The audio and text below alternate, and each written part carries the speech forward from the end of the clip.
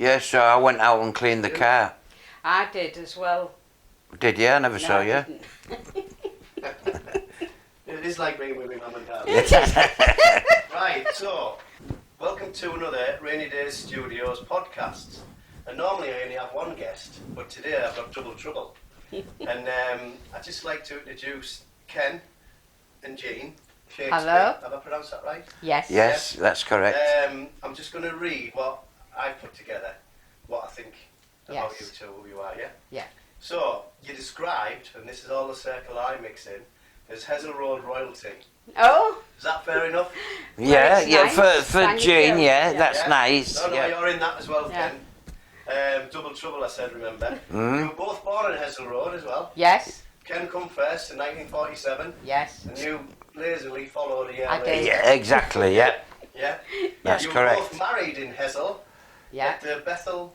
Fisherman's The, Bethel. Fisherman's Bethel Church. Yeah, and that was 1966. Yes. And my calculations, that's 53 years. Yeah. Is that right? That's correct, yeah. Did you know that it was 53 years? Yeah. Yeah. I can't remember breaking all them mirrors. I know. And you've never had one wrong word between you, is that right? Well, No, we never had one. We had in a few between more the than fights, that. no. All right. The other thing I've got on my list here is that you both live and breathe the fishing industry and heritage of Hull. Yes. Yeah. And I think you're a really interesting couple, and we'll find that out tonight, won't we, when we Yeah. ask a few questions.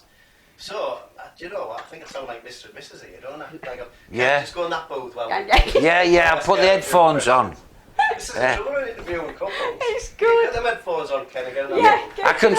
Don't be surprised, Steve, if we get the boxing gloves on halfway through. Well, I never said that. You said that. And Well, I'm the referee tonight. Okay, so good, If I good. say, "Oi, back Yeah. there," Seconds out. you need to Yeah. zip it. Yeah. It's a good test as well, because I'm going to actually interview my mum and dad at one point. Okay. And it'll be exactly like interviewing you two. Great. So my first question really is a light-hearted Yeah. question. Yeah. Did you have a nickname? Yes. Go on, I'll let you go Ken's, first. from me being 15 when I met Ken, when I was 15 years of age, is called me Nibs. Now, from what I can gather, I'm named after a cat they had. So I don't know why to this day, but he still calls me that. Even the grandchildren sometimes call me Nibs Well, and be laugh. careful, Ken. Is that true? It is true, yeah, because no, it is. It's just, and you know, we've knocked about with other couples who, you know, they've had each nickname, haven't they? And then through the years they've faded away, but it's been with us, Yeah. and I still call. I I still don't use have it a today. nickname for Ken. You don't? No. Well, did you have a nickname when you were a kid? No. Sometimes people call you Shaky. Well, yeah, I After mean, his Right, yeah. second name. shaky abbreviation, But- and of course I was when we was, you know, child. It was Kenny as opposed to Ken. I think Kenny is a like a junior's name, and then when you get older, I think they abbreviate that to Ken. That's only my thinking, Yeah, you know. because most people call me off Hessel Road and friends and family Jeannie. Yeah, Yeah. I am Jeannie to most people, not Jeannie. Yeah. But I would have thought you would have been called Lucky, Ken, being with Jean and all that. yeah, I would Yeah. have said that as well. yeah, because you know, I think it's like any other married couple.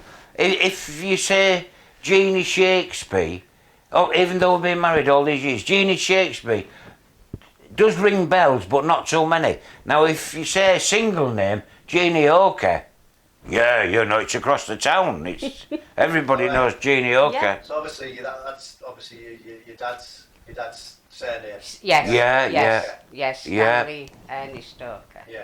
We'll talk about your dad in a bit. Mm. So I know you, and it's really hard to get through this without talking about the fishing industry. Yeah. But I'm trying to put it off as much as I can. Yes. But so I'm going to ask about your mum and dad in a little bit. Yeah. I just want to briefly ask about your mum and dad, Mm. Ken, because I know about I know you, Yeah. don't I, Jean, and I know what's happening. Yes, with you mum do. and Yeah, dad. yeah. I You don't know do. anything about your Yeah, well, No. to be fair, Steve, I can't tell you a real lot. I mean, for the simple reason, Jean knows as much as me, because if you look at the big picture, Yeah. I basically left home when I started going to sea at 15.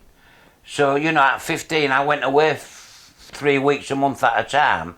So I've only got like 15 years of knowledge. And about my mum and dad, all I can say, which you'll verify, won't you, that my dad, he was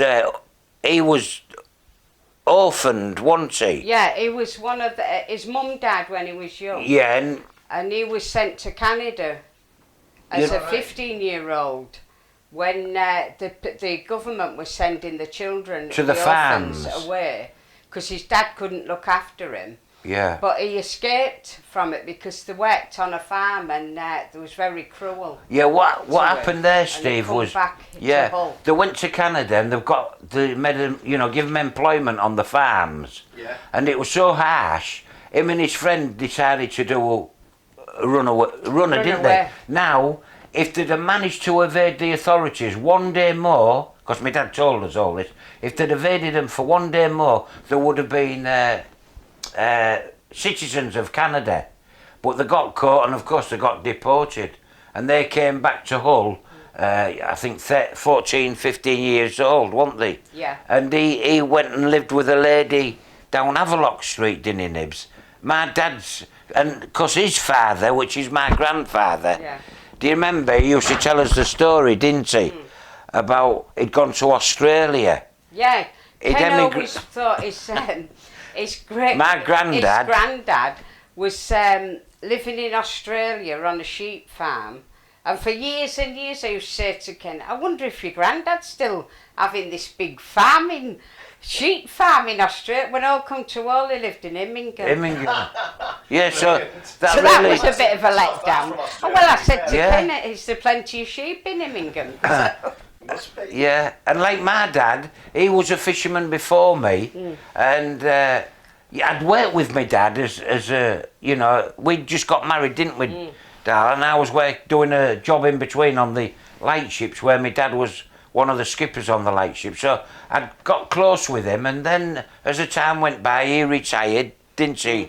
And I carried on going to sea, and they moved up to Bransholm eventually, didn't they? Well, they From ended up, Ezel Road. as they go on, as the Yeah. road came down and the industry stopped, and then they ended up, my mum and dad, not far from us. We could No, walk, couldn't we? Primary Road, yeah. Just further down the road there, and of course, God bless him, my dad there, and he had a good life. He was 89, and he was a character, wasn't he, my Yeah, dad? it was. And the day his mum and dad got married was the day the Queen Mother and King King George. George came to Hull. Oh, was it? And what happened was they was late for the wedding because the traffic was all held up. All right. And so he was that in the local. Ken's mum and dad's wedding Yeah, day. he was in the local he was in paper. the Yeah, local phoned the Queen paper. Mother up and said, hey, Yeah, got Oh, up. I did. I would I have thought done. you Yeah. But yeah, that was like my dad. And But yeah, it was a fisherman like my dad. yeah, the Borsons, weren't they?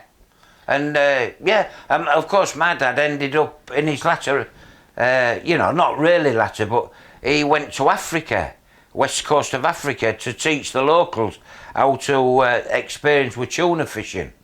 And that was another story on its Yeah. own, wasn't it, Yeah. Nibs? I will have to have another podcast on that one. Well, that was So- that, but that was my dad, Steve. Yeah. Now, my mum, she was Edna May Woods, wasn't she? Yeah. And there was a few of them, and her brother was a trawler skipper, Ted, and Yeah. then she had a twin sister, didn't she, Hilda? Yeah, she was a And my mum, she, of course, lived down there, and She mainly worked on Ezel Road. yeah, and she worked at Bird's things. Eye She and had to things, work. didn't she? And because there was 5 children in their household, wasn't there? Yeah, 5 siblings. That was it in them days. Everybody had big families. Yeah, Yes, yeah. they did. So, I mean, you were both born in the late 40s, just after the war. Yeah. Yeah. I mean, what memories have you got when you were, say, from, I don't know, 4 or 5 up to, say, 9, 10? What memories have you got?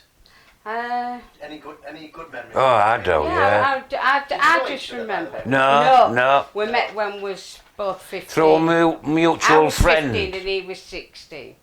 Through a Les, Sounds like a song, that, doesn't it? Yeah, Yeah. yeah. through Les Cutty, wasn't But it? I remember just, it was more a quieter life in when we was Well, little. nobody had now, did they? No, That's the and my mum didn't, because there was 7 of us. There was, I said, We never had and nothing. they didn't. And but I always remember my mother making lovely meals, and you know, and we used to say, because there was 7 of us, and we also had our granddad from Lancashire living with us, because my mother was born in Preston in Lancashire, Right. and met my dad because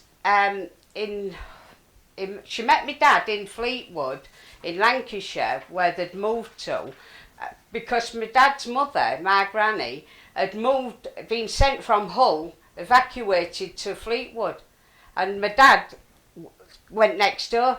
It was next door to my mother, and that's how they met. And then they got married in Blackpool, and then he fetched my mother here. But my granddad was real worried because he thought, it's really rough in Hull what he did, you know, and to Wessel Road and everywhere. And he ended up... You say, I mean, people got this perception that was rough. I mean, I'm from the northeast, and people say the same thing. Yeah. But when I was a kid, I remember, and everybody says this, and this is later than when you were a kid.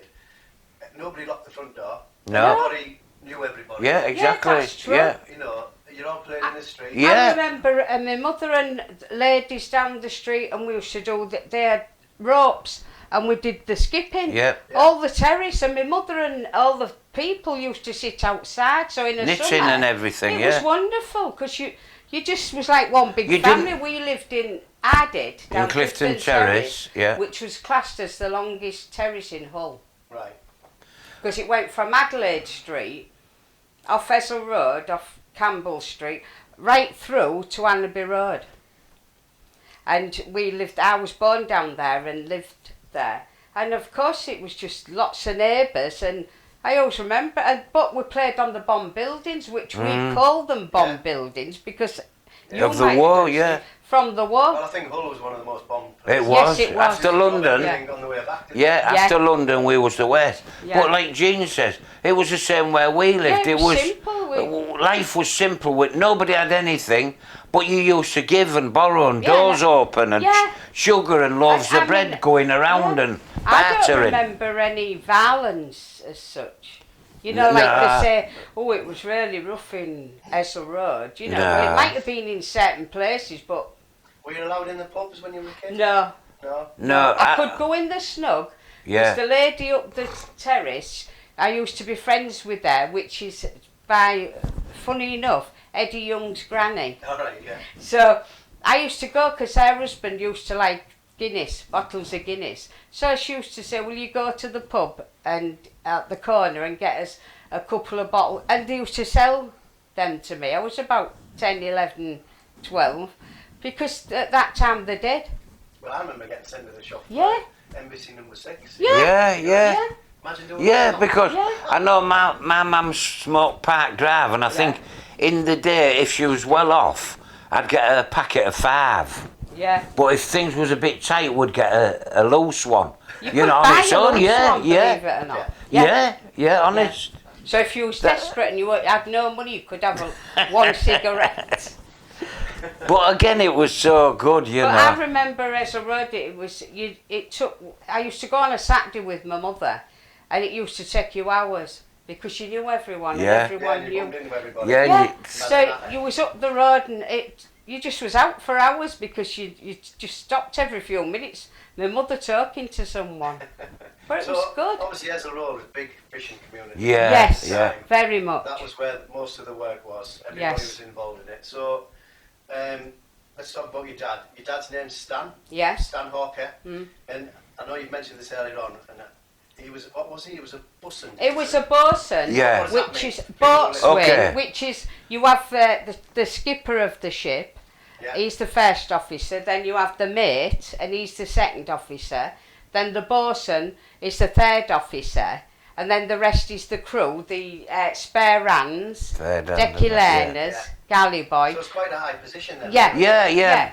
Because how we used to work, you know, like when I was skipper and mate, you know, the skipper and mate would rotate the bridge where you're towing the gear on their own. But then you got some skippers who depended on the bosun, and they used to let the mate have a rest, and he'd get the bosun on the bridge.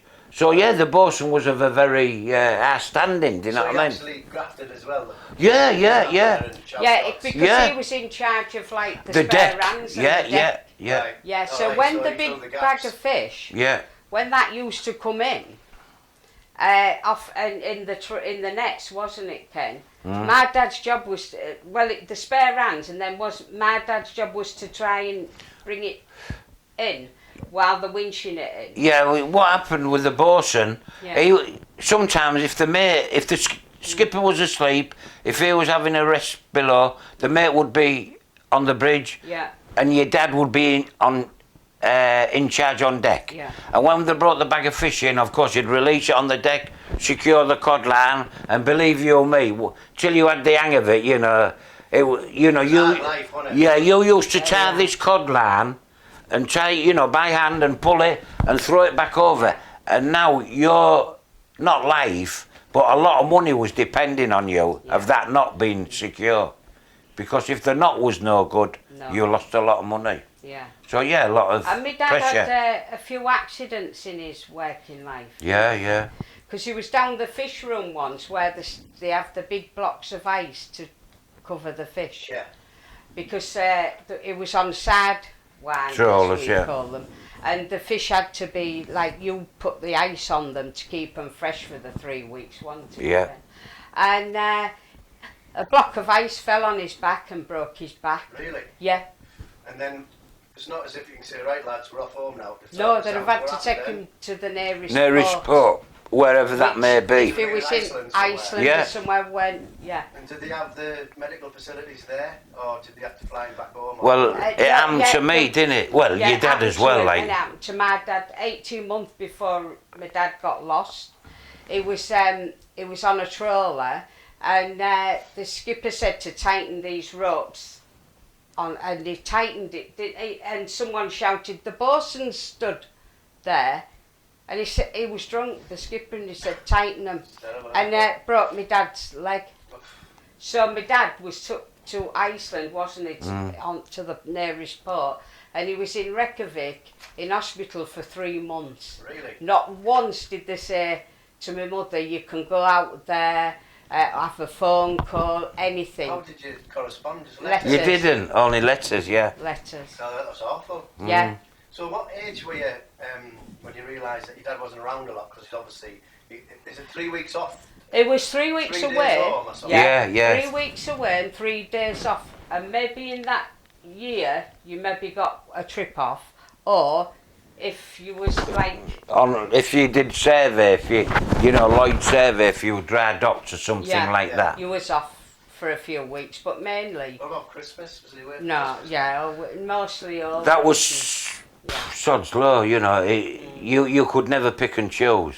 And the only way you could choose is say, I don't want to go. And they remembered that. So when the Christmas went, and you went looking for a job, they'd look at you and nah, no, Because you wouldn't go all then. your working life as a trawlerman, you was classed as a Casual labour. casual labour. So you never had a permanent job in your head, because if the skipper didn't like the look of you, You were off. you would be off. And then if you dared to answer someone, them and that job, it was terrible. You So never. you're in the clique or you're not in the Yeah. And then it also to the accidents. If you had an accident, trying to get clique? witness Yeah, was wouldn't get impossible. yeah. Because they didn't want to, but my dad did manage to when he got his leg broken. Good. You know, on about trawlers, at its heyday, how many trawlers do you think were out and about? Well, when I was there, Steve, I would say at the height it was about 150 trawlers out of Hull. Wow, was it? Mm. That's like, that's got to be more than people from Hull who were in that then, wouldn't it? The Yeah. people must be Yeah, we did. Oh yeah. to be there. You know, the strange thing is, like, from your neck of the woods, I mean, really, I would say Hull, was led to believe Hull was one of the pathfinders to the fishing. Yeah. But if you read a little bit about it, we was there because the kids from Brixham, who was on these little boats, they came up to Hull and they formed Elliot Brothers.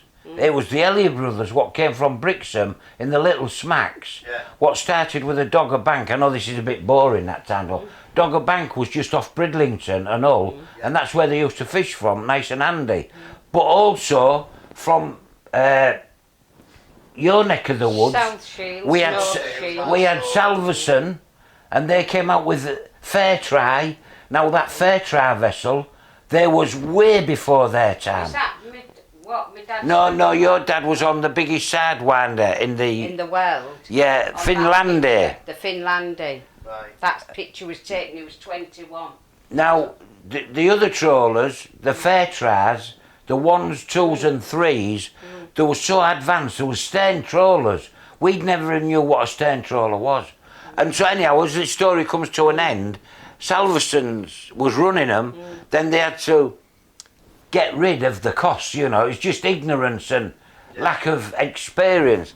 And then the Ranger vessels came out, Calliope, Castor, all with the stars, you know, and they couldn't manage that, so that's when Hull jumped in and brought all the Ranger boats to Hull, and we changed them, and of course, look what happened to some of them.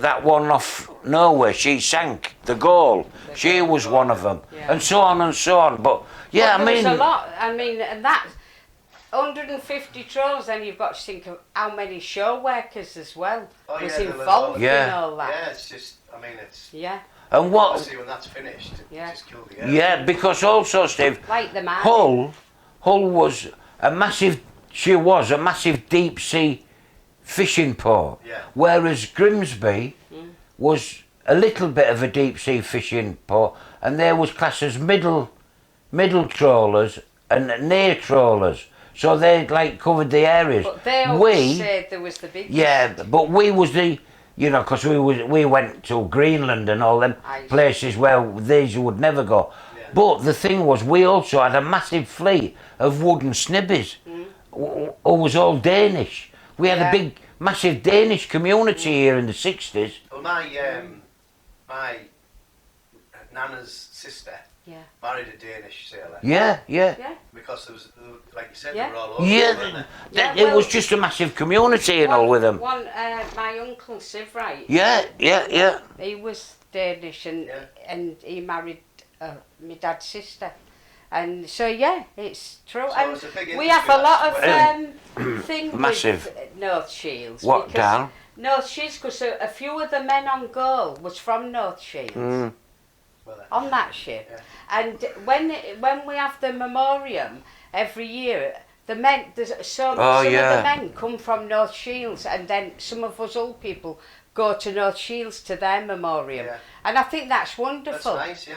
I mean, Yeah. you talk about, we're going to dip into the tragedy that happened, but I mean, I think last year was the 50th anniversary, wasn't Yes, it was. it? Yeah, and Yeah. I think they called it, for people who are listening who don't know, it's called the Triple Trawler Tragedy, isn't Yeah. it? And unfortunately, talking about your dad there, he was Yeah. one of the people who was on one of the trawlers. What was the name of No, it wasn't on. He wasn't got on that one? no. He got lost in August the 8th, 1963, off a trawler called the St Giles, and he was fishing in a place Was it called Spitzenberg, was it? Spitsbergen. Spitsbergen. near Russia. Yeah, which is in the northern Arctic latitude, Circle. Arctic Yes. Circle. Yeah.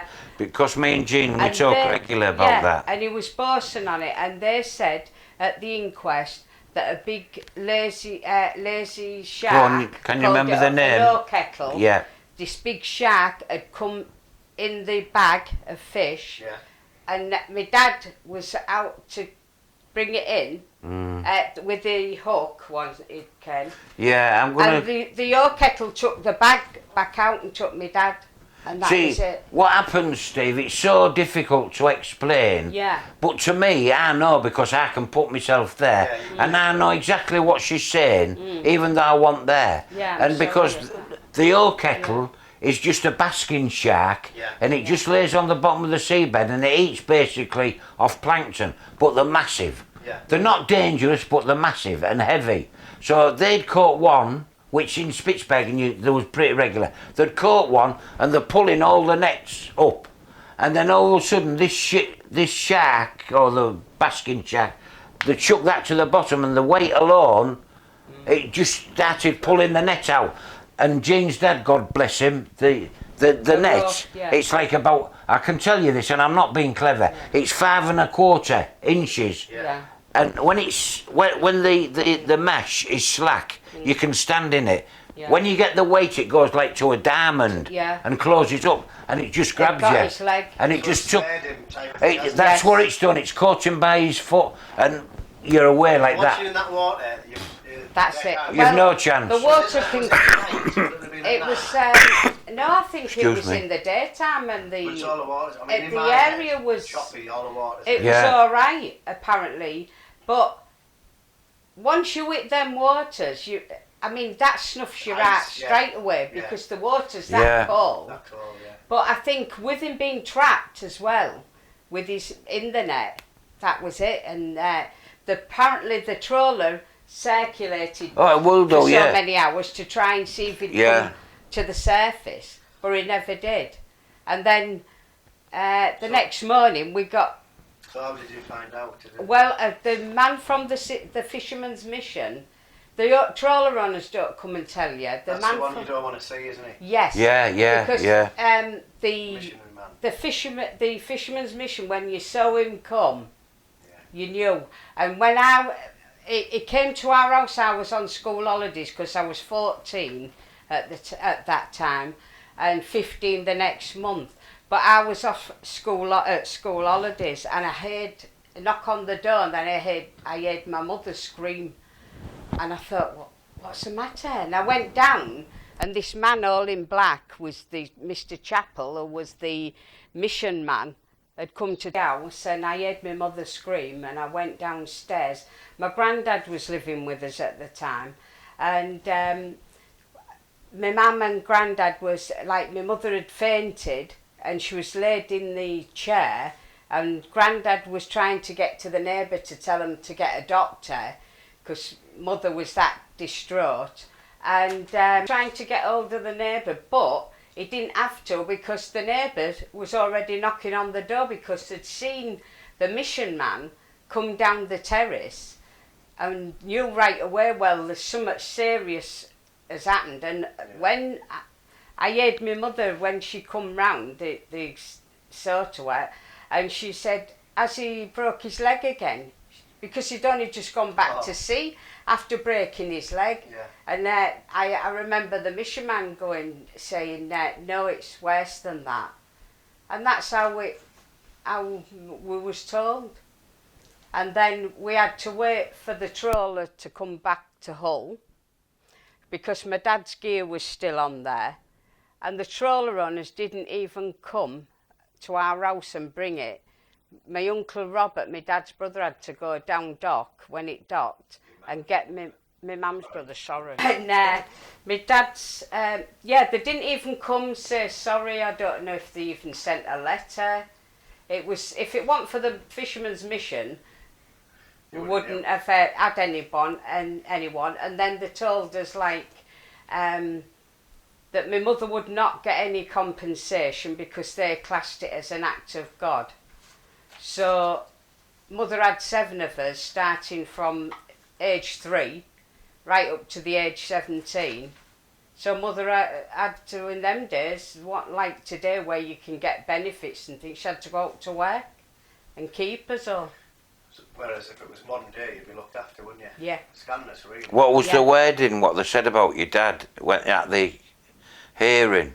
It was a what? An act of God. God, so that Oh, you stopped. don't get insurance still? Yeah. Still do that to this day, don't Well, you? An act of God? yeah, that's But what my they said. dad was dragged overboard. Ah, yeah. Yeah. Well, I mean, how mad does that make it? So that's the trawler owners, and as I say, we never got. My dad, they didn't even have the decency to bring my dad's clothes and things home, his kit back and what have you. And my uncle Robert went down the dock when the ship docked, and in his bag there was still the sweets, because every trip, but in the bond, they called it the bond, you could buy sweets and everything couldn't you, for the children, or cigarettes or tobacco they bought. And Dad used to always, like Ken's dad, Every trip we look forward to. We love seeing Dad, but we love the kit bag as well because of the sweets. And the kids was all excited, you know. And I did it with our kids. yeah, of course, Ken did it, yeah. It's just a tradition. Yeah. And that was the sad story. So So what you're saying then, that was, what year was that? that was 63? 1963 And then, in the August. and then... 5 years yeah. after, Ken, I was married then, after that, to Ken in We got married in 1966. 66. Yeah. And then Ken was a trawlerman, the same as like my dad was. And then Ken was on the trawlers going to the same places my dad went to. So you can imagine the worry. How did that make you feel then? It did- Obviously you'd lost your dad at Yeah, well it was hard really. Then you had that triple Yes. trawler tragedy. Yeah, well that was afterwards and Ken was there. So when Ken was there in that situation, because funny enough, it just come off the Kingston Peridot, which was one of the 3 trawlers. And Alright, so you'd actually got off one of them? Yes. That went down? Yeah, yeah. But he went on another trawler of the same company, Kingston Garnet, and ended up at the same place as these trawlers. So the 3 that went down, more or less Yeah. within a month or 6 weeks of Yes. Yeah. something, Yeah. And you were on, so when this happened, were you out at sea? Yeah, Yeah, it was because- Iceland. Like you say, Steve, the 3 went down, you know, within a month of so. Yeah. Different areas, of course. Yeah. But one of them I was very, very close to, which was the Ross. His ship. I was on the Kingston Garnet, and we got the northwest coast of Iceland. And you were sheltered, weren't you, Ken? We were running for shelter, all running for shelter. But you can imagine us at home, because one, I'd lost my dad, so I knew exactly if I saw that man come down the street, Oh yeah. I would have fainted. And of course, Ken was on this trawler that was out, but I've still got the telegram to this day. The company said to him, you can send to all the crew on that ship, you can send a telegram home to your wives Say you're okay. and families to say you're all right, because we saw was the newspapers yeah. every day. God, that would, I mean, everybody would have thought, Yeah. oh, is it mine? It was horrible because if you're walking in town and you saw the headlines, another trawler gone, oh my God, you just wanted to get home and make sure it was not yours. And to be honest with you, Steve, I knew exactly how them people felt, because Yeah, I 'cause you've knew experienced it. I'd experienced it losing my dad and my mother did, you know. And So I always remember Yeah. the way, well, not always remember, but Jean's always said, hadn't you? Because her dad got lost when he was 40 years old, she had it in her mind, if I can reach 40, yeah. I will be okay. Yeah, and it was horrible because I used. Was that 1968, was it? Yes, Yes, I was yeah. 20 You were then. 20 then. So there must, I mean, what happened to your dad? It wasn't a one-off, was it? It happened to lots of people. Oh didn't it? yeah, there was quite a few had gone. 6,000 men went from this city and never came home. That's how, from all the years. So, Jean, we talked about your dad being lost at sea, and I said it wasn't. This just wasn't a one-off, and you said there was up to 6,000 men Yeah. Oh. went missing. Is that like that's unbelievable? Do you want to just? Yeah, yeah, it is. It is because over the years, that's how many men have gone out of this city and sailed out this city and never come back. And my dad was one of them. Your dad was one of them. I I mean, mean, that's a lot, isn't it? Yeah, when you think when the 3 trawlers went down and it was the triple trawler tragedy, 59 men, Yeah, it's 60 within weeks. weeks, yeah. And it was Yeah. 3 weeks, wasn't it? Yeah, 3 weeks. 3 weeks. I've got it written here. It was three. Yeah. 3 went down in 3 Yeah, weeks. I and mean, in the that's- 50s, 2 trawlers went down together. The Oh, that was terrible. Lorella and the Red- Rodrigo yeah. and Lorella. yeah. That was one of the worst. I mean, they're all bad stories. Oh, they are. I mean, there's no. I mean, Yeah. that shocked me about the 6,000. Yeah, That's it is, awful. because I don't think people realise how many men was No, lost from well, I this didn't. city. I mean, the other thing is I mean, I'm annoyed and I wasn't there. yeah, What you said is the mission man came to tell your mum and Yes. stuff like that. Yes. And I think you said it was your uncle who had to go and get his. Oh yeah, when the shipping owners didn't Yeah. even think to personally. You'd have probably thought more of them if they said, "Look, I'm really sorry. Yeah. I know they can't do nothing about it, but it's impersonal." Yeah, isn't it? they never sent my mother a letter. They never come down to the house. The mission man from the Fisherman's Mission came to tell us, and basically you got a bit of help with them, such as like when us children was orphans, they took us to the pantomime at Christmas and things like that. But funny enough, I don't remember us my family ever going to it, but I know they did do these things. Yeah. I mean, I've got a question here. You might dismiss this, but it's what somebody's told me this, and I thought, oh, I'm going to ask that question. Obviously, there's when you were kids and stuff, and all this was going on, and as you said, in a city, well, in an area of 14,000 people, I think, Hazel Road area, and that was affiliated with the fishing industry. 6,000 men go missing. That's a broad brush of a lot of families there. Yeah. I don't know whether it's true or not, and you two will be able to tell me, but I'm told that sometimes kids wouldn't play with other kids because they said they were bad luck because the parents had went missing or something. Is that? I've never heard that. Never heard that. I can honestly say I've never heard that.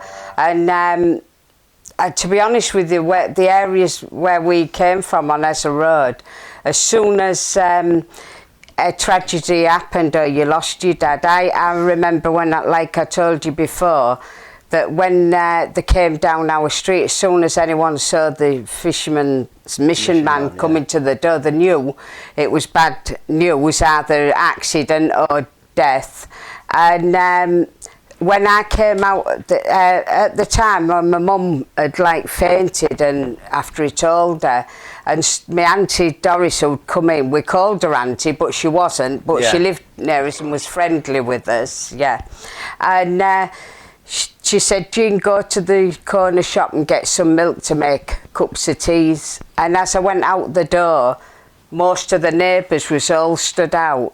And by the time I just got a few feet up the way to go to the shop, they said, is it right what's happened? And I said, yeah, and I was upset. So they went to the shop, got the milk and fetched it back to me.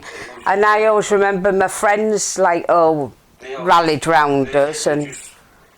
Yeah, I mean, yeah. It was a big community. Yeah. Small community. If you see what I know exactly where you're coming from there.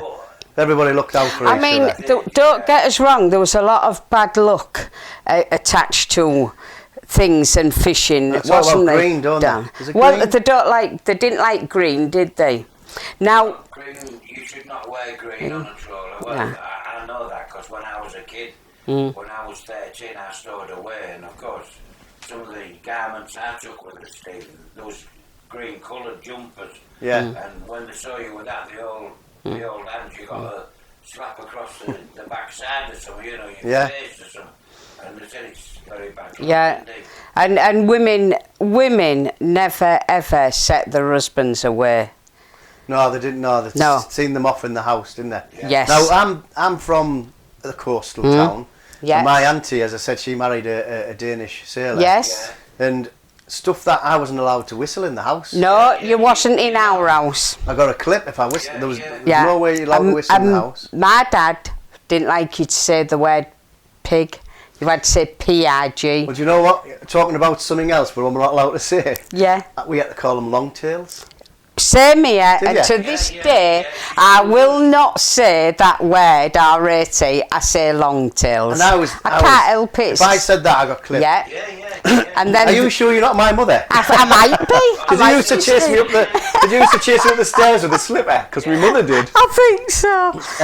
But it's funny, and the bad other luck, big, innit? the other big thing was, and it's that instilled in me, that because it was with my dad and then with Ken, and that the day they went away, you never washed any clothes, you never did any right. washing, because that meant you was washing them away. Now to this day, and as you know, Ken finished fishing when it all finished in the 70s, late 70s, and Ken started to go to the oil and gas. To this day, I do not wash his clothes on the day he goes away. He might be going on a train, he might be in a taxi going to Norwich to catch the oil, to the oil rigs. I will not do it, because to me that's, in my I think eyes... you're exactly like my mother. Yeah. Because of my mother. Yeah. Every time I'm driving somewhere, Yeah. if I see a magpie on its own, I have to salute it and say, "Morning, Mr. Magpie. I was Mrs. I was Magpie." Mrs. Magpie and the little magpies. Yeah. At 3 times. If I don't do it, I think my mum will see? kill me if I don't say that. This is how we was. You see, for the whistling and that, Steve, the whistling, I've always, We from must. a young lad, Yeah. because you learn a lot, don't you? Yeah. And that's the words what they told me. When I used to whistle, when I stored away that time, I get a crack across the head. Yeah. And the words what they told me, soldiers whistle. They used to whistle when there was marching. Yeah, you to know war, the soldiers and when the they... sailors sing. All right. Think about it. When you watch the old time movies and that, the soldiers was whistling. Yeah, they were. away, Yeah. The armies marching That's away right. to war, and the sailors would be singing. And, Yeah. and even now, when I go on a rig, even now, Yeah. and there's some of them, they don't, the young kids, 30s, 40s, they'll whistle away and whoa, just... No, well, I always say that to the kids at work. Yeah. And they don't like women whistling either. No, well, They always say that you're whistling for wind. Yeah, you're whistling Yeah. the wind And up. if you're a seaman, wind Yeah. is what you don't want, for But bad weather, it's- of course. I mean, And there's even the umbrella up in the house and all allowed to do Oh, that as yeah, well. weren't allowed Shoes to on the do table, that. Ooh, not no. new And you know- ones. yeah, the other thing with Cross my knife and mother... fork. Yeah, cross knives and forks. And my mother, beds. Don't have beds in the house. Oh no, can't have them. Yeah, We no. once... Although we did have, Yeah. although on about my auntie who married a Yeah. sailor, I'm going back to the 70s when I was a kid. Yeah. 75, 76. Yeah. And I always remember he brought this parrot in, Yeah, right? And it yeah. was worth probably £1,000 in Yeah. 1975. Oh, God, aye. And it was in my nana's house. Yeah. And my uncle didn't like it. Anyway, No. all of a sudden it died mysteriously, right? With a little knife And in this its is the back. and I'm just tell this quick story before we go back to you. Sorry. I mean, my nana and that, they used to do seances, right? Oh, They were yeah. into Doris Stokes, Yeah. can you remember her? Oh, I do. So anyway, we're at Yeah. my nana's one day, me and my other cousins were all Yeah. little, and they're getting us to cut all the letters up for the thing. And Oh, didn't yeah, know- the we didn't know Ouija what we were board. doing. Yeah. And we put all the letters round, and then they're all sat around the table with a glass, and I'm stood, and they went, Oh. I was Steve, and you can write down what it says. And I'm like, I don't want to, I'm Yeah, scared. no. And they're going, do you write down what it says? Yeah. So I'm petrified, Yeah. stood in the corner with a pen, Yeah. and they're asking all these questions, Yeah. and they went, how did the parrot die? And the grass, What? and the glass was going left, right, it was going haywire, and I was absolutely petrified. And it was going that fast, I couldn't keep up, and I was scared to death. Oh. So when they all turned to me, when it finished, is it to say, what did it say? Yeah. I didn't write now down because I was petrified. And I just went, it was hungry. And I found out years later that Yeah. my Uncle Wacker, Yeah. Uncle John, I think he killed her because he didn't like Oh. it. But beds Yeah. in the house weren't allowed. But No, we once, when my mum and we was getting older, and the family decided, mother had gone to Fleetwood to see her sister and that, who still lived there, and we said, let's decorate a bathroom. We picked this paper, my sister did, and of course when we got it all up, it was absolutely lovely, but it looked like little swallows, you know, All like right. little bird. Oh, she come in, she went, we said, oh, come and have a look at your bathroom. Well, she went mad. Get it off. 'Cause it was a bird? We had to strip it and Did you have to repaper strip it? Yes. She would not have it. That's how she meant. yeah. Well, it yeah. sounds like the same. I think all coastal towns must be the same. Yeah, then. I think they do. They have a lot of superstitions involved with it all. So Ken, I'm just switching to you for a second. We'll come back to Lillian Ballocker in a minute. I know that you wrote a book. Yes. Yeah. Yep. And I hope I've done my research right, because I was talking to Nom, Yeah. and she's on page 34 at the moment. She's told me, right, and it's from school days Yeah. to the Arctic Circle. Is that right? And Yeah, beyond, yeah. yeah. And beyond. Now, before we talk about your book, are you going to have is there a second one? No. Are you, yeah. Sure. Because Steve, that book, my kids and my Mrs. Jane, they were saying years ago, oh, because I'd been a few places. Tell them the story. Why Tell don't them you tell the stories. kids where you've been and What you've done. make a book of it? And so what I used to do, like, I still, up to the book being published, I'd go away on the rigs and do my job on the rigs, and I'd take my laptop and, write a little bit here and there. And as it all starts coming to an end, so they started to do a film about the triple trawlers, didn't they, Gina? Yes. And everything. Yeah. And the chap who came to give you an interview, Yes, Stephen, was it? Yeah. Was it? Yeah, from His name was Bristol. Stephen, yeah. from Bristol. Some studio, and he said to me, I would advise. He was a very nice chap. He said, I would advise you, Ken, to write a book about it. No, to publish it. Publish as well, it, sorry, because, yeah. Yeah. To We publish never had it, a clue. Because he said he was writing, but just for me and the children and the grandchildren, Yeah. so they knew what. Because the grandchildren used to ask, "What did you do, Grandad?" Yeah. And they didn't understand because, as you know, there's been no fishing since the 70s. So other than what's left now doing fishing. And they wanted to know that, so he said, if I was you, I'd publish it for anywhere, not just for your children, for anybody. Nobody rings I on tell you night, what, I believe you. all the people who are on the internet, Twitter, nobody else's phone's rang. Oh, is it? Answer it. So, can you remember where you were at before Yeah. you got interrupted by the phone Yeah. call? I was on the Kingston Garnet. Yeah, Ken was on the trawler, and of course it was very difficult time of all these trawlers, one after another, went down, and a lot of our friends was on them as well. Yeah.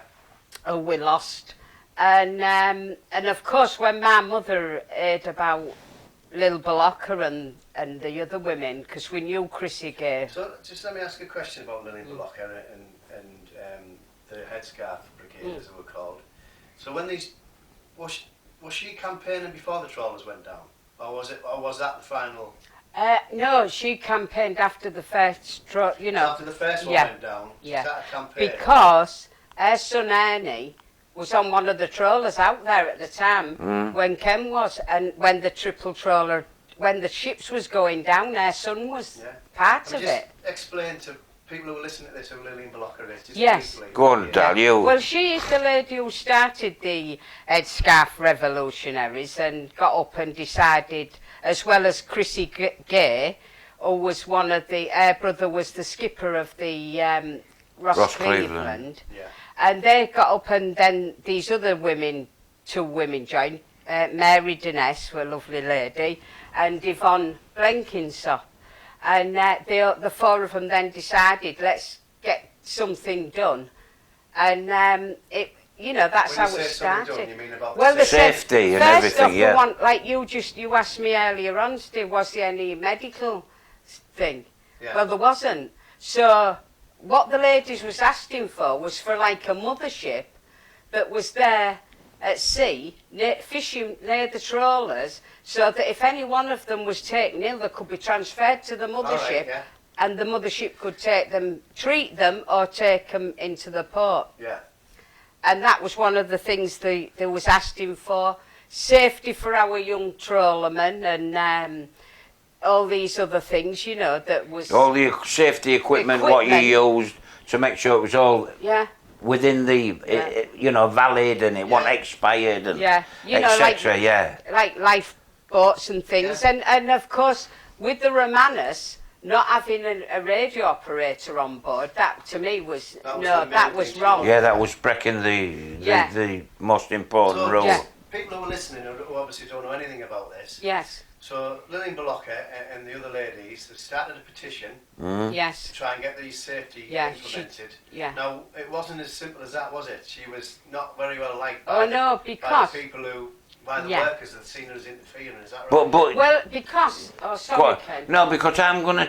Jill will tell you from a lady's point of view, Yeah. and I'll tell you from a man's point of view. Because it'll be very conflicting. And I can assure you that, from my opinion, we held the fishermen from Hull. We held very high regard for the women. Because they held the fort while at home. They Yeah. did the business. Business was as usual. We went out there, okay, we went against the enemy, the weather and everything, but the women deserved a lot of merit behind this, and you would read or hear things about, oh, it was a man's world. It was nothing about a man's world. It was a dangerous world to be in. That's why in them days it was a man's job. But without the women, we was nobody. We needed them to support our families, children and everything. And that's why people like Lillian Bolocka, she decided, she sat around long enough seeing all this and hearing all this bad news. They're going to form a union of some kind, whether it be all women, and we will fight the government and the authorities, and we will get safer conditions. And we wanted to help the men, because our men was at sea doing a job and getting swilled about in bad weathers like there was. So, yeah, And we're the shipping here. owners, they We didn't- wanted they to didn't go. take it seriously. No, They there didn't wasn't want to know. At the end of the day, we knew, me and my mother, that there was just a number in a book. Because they could be in a ship one day and out of it the next. Like you said, they were Yeah. as casual. weren't Yeah. And then, not only that, we knew how the trawler owners worked when my dad was lost and told it was an act of God. Yeah. And my poor mother had 7 children to see to and go out to work and feed us. When really, that should have been investigated properly and my mother should have got compensation. And my Jane- dad was only 40, just 40, in the end of June as he got lost in the August. And So I'd like to say, life Jane, went- the words you said that time about one of the owners of the... He got interviewed by the local television at that time, Steve, and he said, oh, the women, they're just hysterical just women. hysterical women. And Jean came up publicly on the TV and On said... our documentary. And you tell the words to Steve what And you said I on the BBC. I said, well, we wasn't hysterical women. Yeah. We was women who'd, had he lost a brother, a son, Yeah. a husband, Yeah. he hadn't. And you'd so like he wouldn't to- know anything about our lives and us. So we wasn't hysterical women. We wanted safety for our men. And you quoted, didn't you? And Yeah, you I said, me and my mother, Yeah. we'd show him what that meant if they kept put us in the same... Me and my mother, I said, put us in a room with him and I'll tell him what our hysterical that was the women words are. she Because, said. No, we won't have it, because at the end of the day, that was our men and our flesh and blood that he was putting down to me. He was like saying, you know, we shouldn't be there. Why? My dad was lost. Exactly. No. So just for people who are listening who don't know, Yes. just to, I know it's a long subject, but Yeah. basically, Lil and the other ladies. Yes. Also, you were involved with your mum, weren't you? Yeah, because You my were mother 20, said, you yeah, were I was at the time, 20. and you were with your mum in Yeah. another We women. marched You on were the part of docks. that- you were part Yes. of that brigade. Yes. And I'm cutting to the end of it, but basically, if I'm right, you all went to London. Well, we all didn't, just No, the I 4 think then ladies. The 4 ladies went Yes. to London. Yeah. Yeah. To meet Harold Wilson. Yes. Is that right? Yes. And to give him this petition. Yes. And I think eventually she got the. She got everything Everything they that asked she for wanted. Yeah. on our petition. So I mean, I was trying to explain to my daughter, who was of the age of the internet and all that. Yeah, And yeah. if you put something on Facebook or Twitter, 1,000 people can like it. But in them Yeah. days, none of that. Yeah, No. there's You had to nothing. physically go around with a bit of She had paper to- and a Lil, pen. Lil and say, and them "Sign that." ladies Yeah. went round, they put them in fish shops, fish and chip shops and all like that. But I think in a matter of a few days, she got 10,000 In a signatures. few days. In Yeah. a few That's like days. physical having to In sign. a few days. That's- Bear in mind the extraordinary. population Go on round down, there was yeah. 14,500. Yeah. So virtually, Every excluding person- children, signed that petition. Every person who could sign. Signed Yeah. That's how many, in a yeah. few days. So if we aren't proud of that, Yeah, that was remarkable. So and powerful. I'm very proud to have marched behind them ladies, and I would do it all again, Steve, because, yeah. I know you would. I know you would. We're obviously talking about fishing. I mean, you two live and breathe it.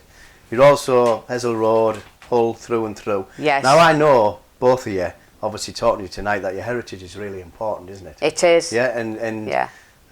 which leads me nicely, right? Because although there's tragedy in your life with the fishing Yeah. and stuff like Yeah. that, and the triple trawler tragedy, and Yeah. your dad and everybody Yes. else, it's actually 50 years later. it's Yeah. led to you becoming an Yes. actress. Yes, it Yeah, has. yeah, It yeah. has. Doing things. Now, people who are listening who don't know you both, can Yeah. you just give me what actually happened? So you become an actress, didn't Yeah, you? well, and that's how we met, isn't it? Yes, it is. So go on because- then, tell the listeners what happened. Well, what happened was, it was in our local daily paper that they was looking for some headscarf who would be revolutionaries Yeah. to promote this play that was coming out.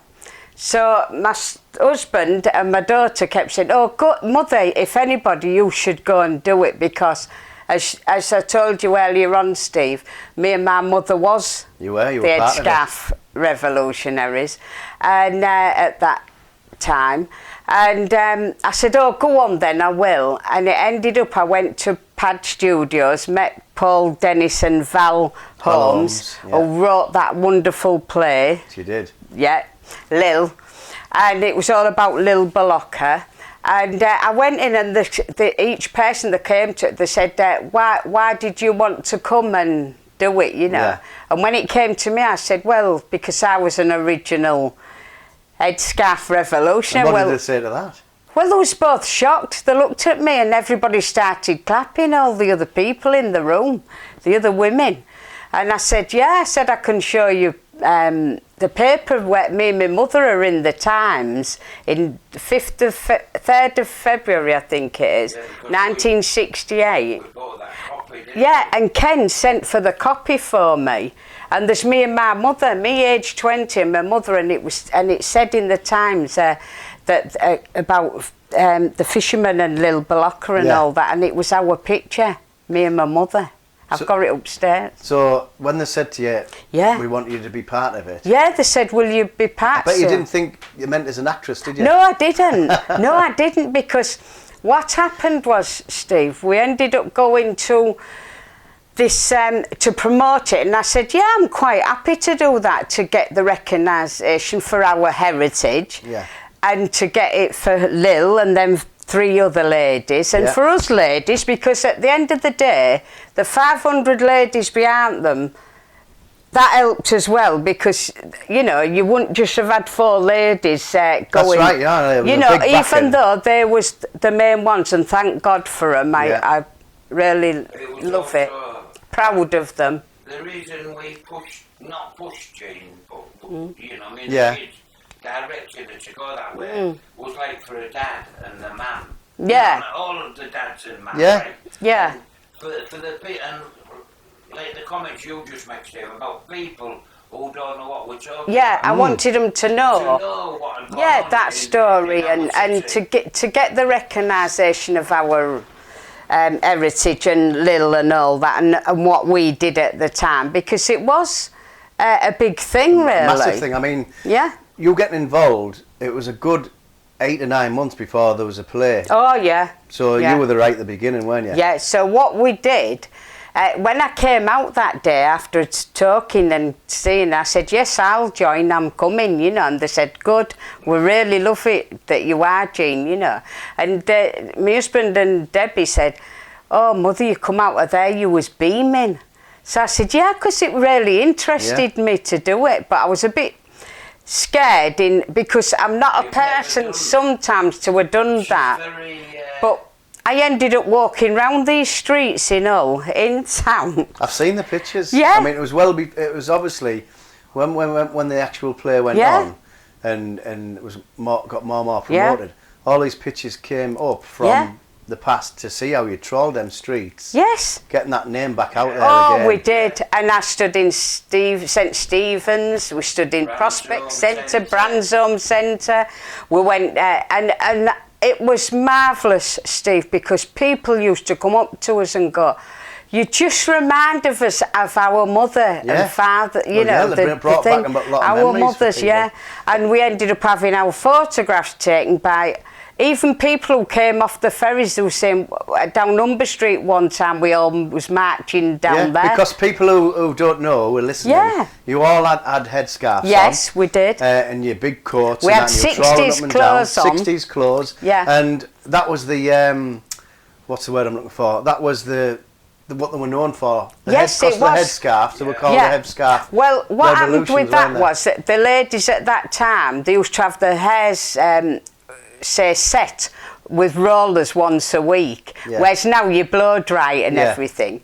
And with the women who was talking, when the journalists came round at the triple troller tragedy thing and the little thing, they decided we're going to call them the headscarf revolutionaries. Because the scarves... All right, so was the press everyone that wore a- nicknamed them yeah, that, was it? their Yeah. nickname does I that. think, Steve, was like in the day, there was headscarves around, but also there was mufflers, what we call mufflers, which was a tartan headscarf, Yeah. wasn't it? Yeah. Now the men, me, Yeah. you had a few in your bag, and these was tartan, and you put them round your neck, Yeah. tied them round, for the simple reason when the water was hitting you, On the ship. it would drain down and it would probably stop the majority. Yeah, would going stop. down your top. Yeah, so Yeah. instead of going all down and Yeah. etc.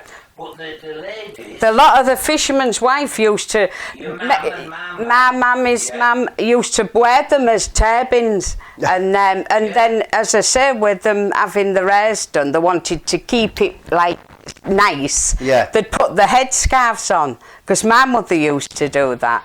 And that's how it came about, was headscarf revolutionaries.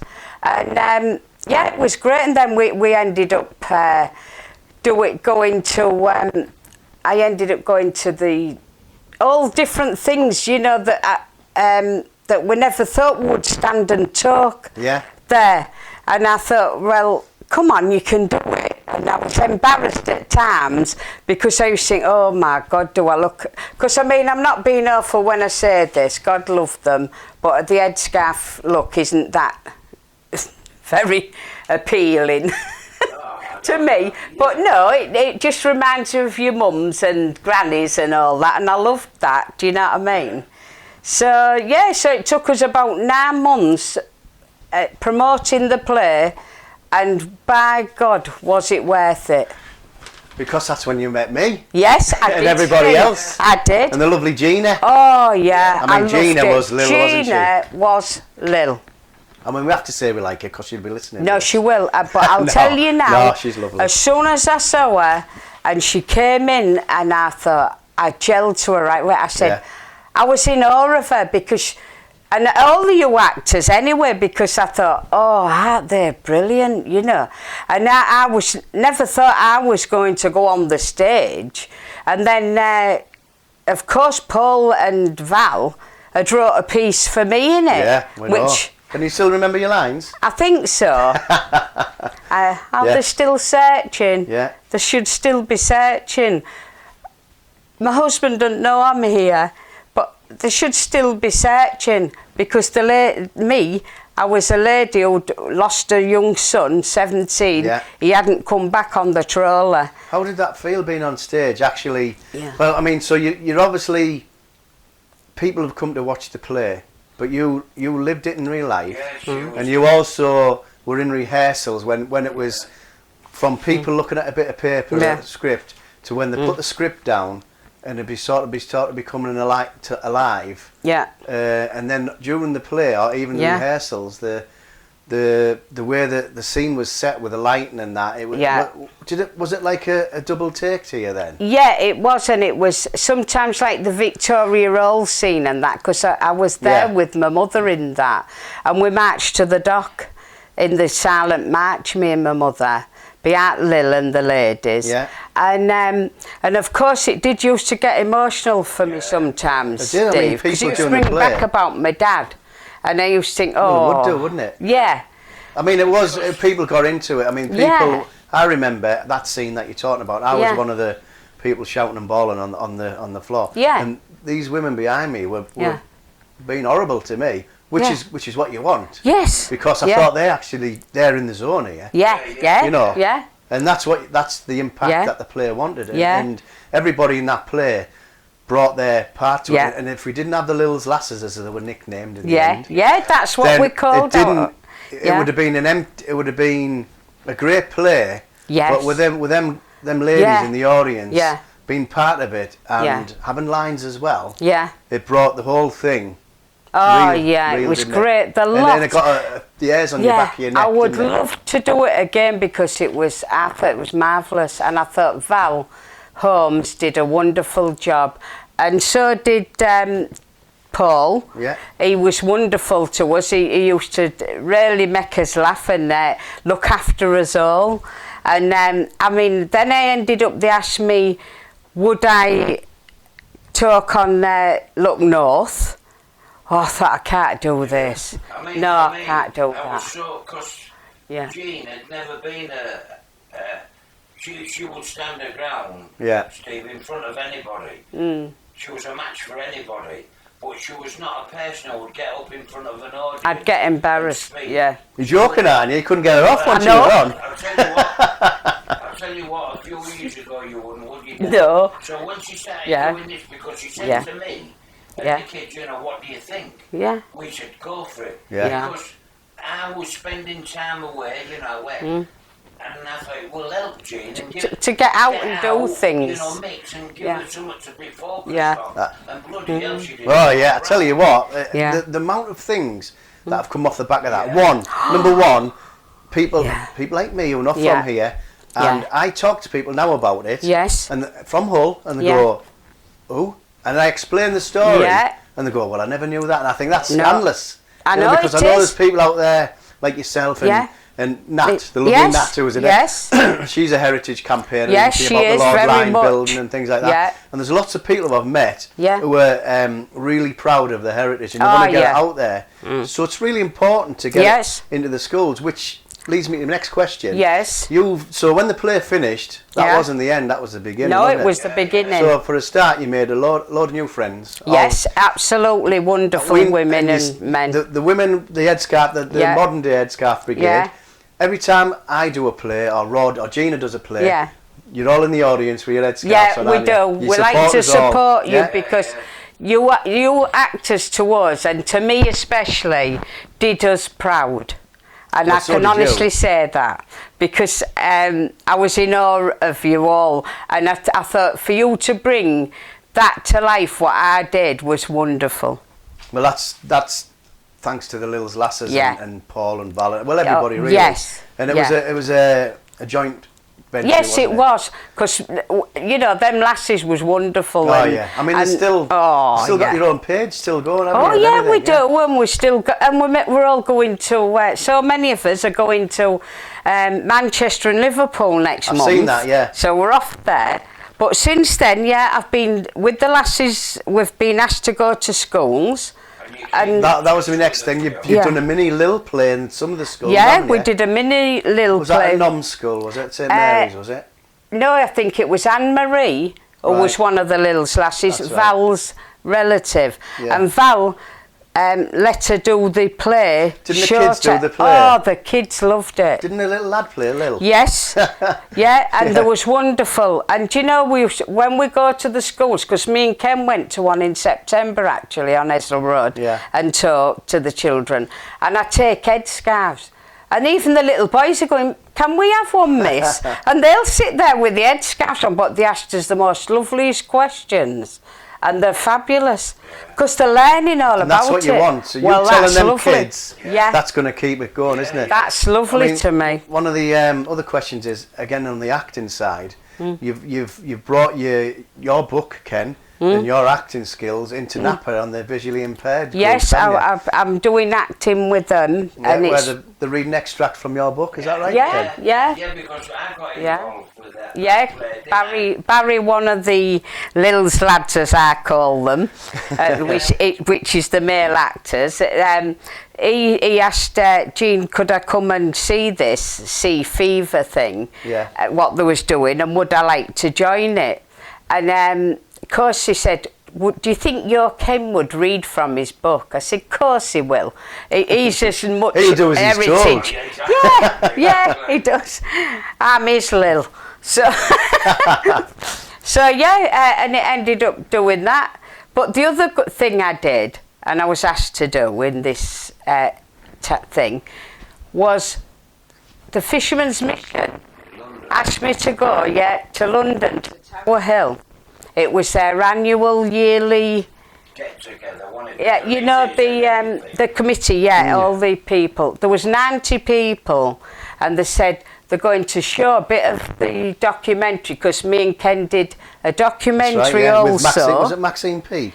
No, that Because you was met her, another didn't one. you? Yeah, That was a I different did a short one with Maxine Peake, but we did a BBC 4 one. Ed Scaff, It was me and Jean, Ernie. Heroes, and Ernie Balocca, little. Yeah. Which so son. just explain to the listeners. Yeah. Ernie Balocca, who you spoke about earlier on, Yeah. was out at sea. He was Lil's son. Yes. And they actually live in do they live in New Zealand? Or? No, the daughter. The daughter does. Yeah. She came back from New Zealand. Yes. And watched the play with Ernie, didn't? Yes, didn't they And did. which was obviously the main focus on their mother. Yeah, yeah. And what was their feedback on the play? Oh, they loved it. Loved it. Ernie said to me, because we knew him from Ken fishing from Edinburgh Road and things, and he said to me, Jean, I would come and watch it every night. That's how I feel about it. Oh, well, that's what you want, isn't So it? that was lovely for him to say that, wasn't Yeah. it? Because See, the other thing that I learnt as well during the play was when you girls were getting your hair done, they brought Donna Young, Donna Finn. Donna Finn, and Yeah. God, That ain't a Shona. married name. Eddie's wife. Eddie Young's wife. Julie Young. Julie Young, Yeah. from their shop Yes. into the into a Yeah. room where you Yeah. girls got your hair done like Oh, it was it in was the 60s, lovely. isn't it? We all had our hairs done like 60s. And we couldn't breathe because of the hairspray. Well, you know, for me, when we started That's doing good. the play at Yeah. that hall, Yeah, Jubilee. Jubilees, hall, yeah. I ended up getting a job on the door for a bit. You Yeah, know, because he used to come Yeah, with me to Paul. take me to the and Paul to Ken, go and stand at the door You and get the stand at that door, tickets. Don't let anybody in till it's time, though. I was a kind So it of, was, an it was good. It was getting well into it. But yeah, that was. I went, as I said, to Tower Hill, to this thing, and they said we're going to show a bit of the documentary what you both was in, and they said we want you then to make a speech for 4 minutes and speak for 4 minutes in front of 90 people. I thought. Yeah, well, you've done in front of, there was, what, 500 or 600 in the Yes, play? yeah, 5. But I just thought, but then sometimes the lights was dimmed, so you didn't really see a face. Yeah. Did I know you? what you're When saying, you, yeah. except for the Saturday afternoon matinee. Matinee, yeah. And there was all like looking at 600 people. There was, I Yeah. think, that afternoon. Yeah. And I stood up and I did it, and I got.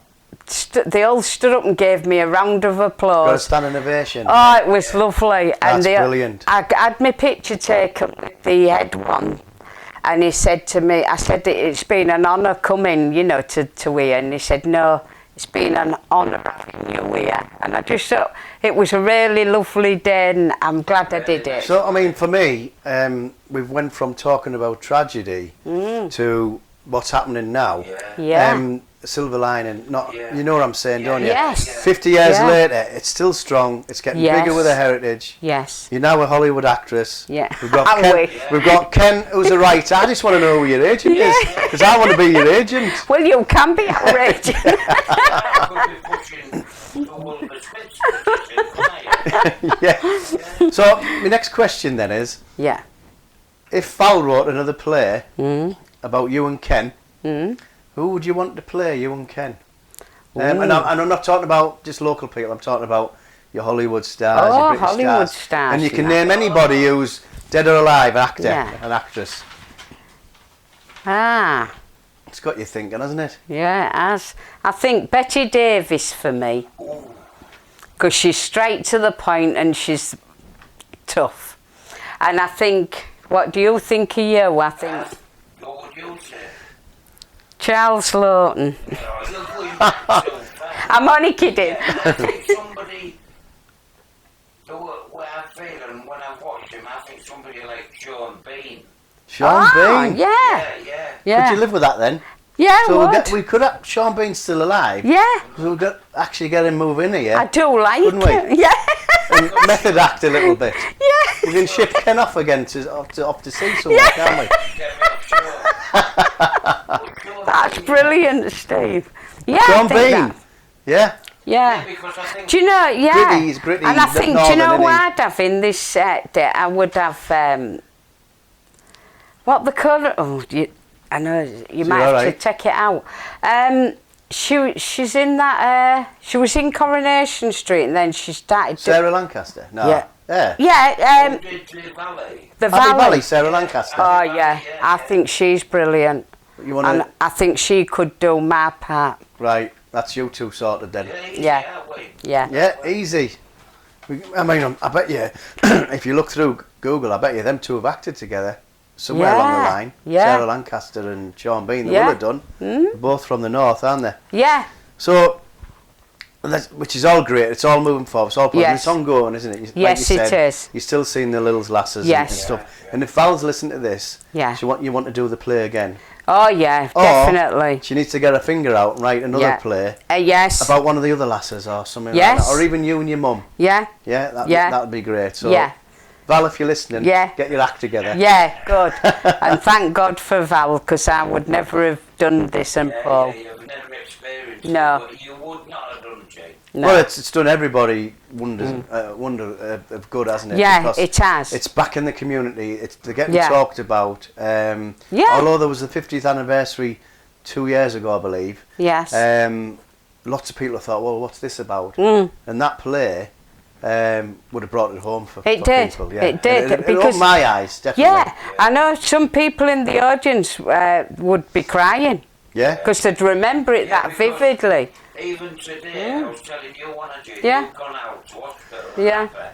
and I was sat at my laptop and Yeah. one night I clicked on Bullnose Heritage, Yeah, and you just click it on, Steve, and then there's clips what come on, and of the fishermen and they all. sing this song the way way we were. Yeah. and there's clips, and it's about, and I know the chaps all getting interviewed, you Yeah. know, and how they came on, like Danny Platt and Ronnie Wilkie. So to me, Yeah. it just comes back And, again, and you know, I comes think running back. what we've done as well is to keep them 6,000 men. There was here, there was not, do you know what I mean? There was people, there was humans. Yeah. And I think to keep them alive, our memories of them, like my Yeah. dad alive, it's Yeah. wonderful. I understand. Because they would just be forgotten. Exactly, and that's Yeah, you do. Yeah. That's what you don't Them want. families, you know, when you look back and them families, oh, so sorry. Oh, so sorry that the fathers Do you want you're all right. Just get it. or the relatives got lost. We Yeah. need to keep rekindling the fire so they don't get forgotten. Yeah. Pat, hello.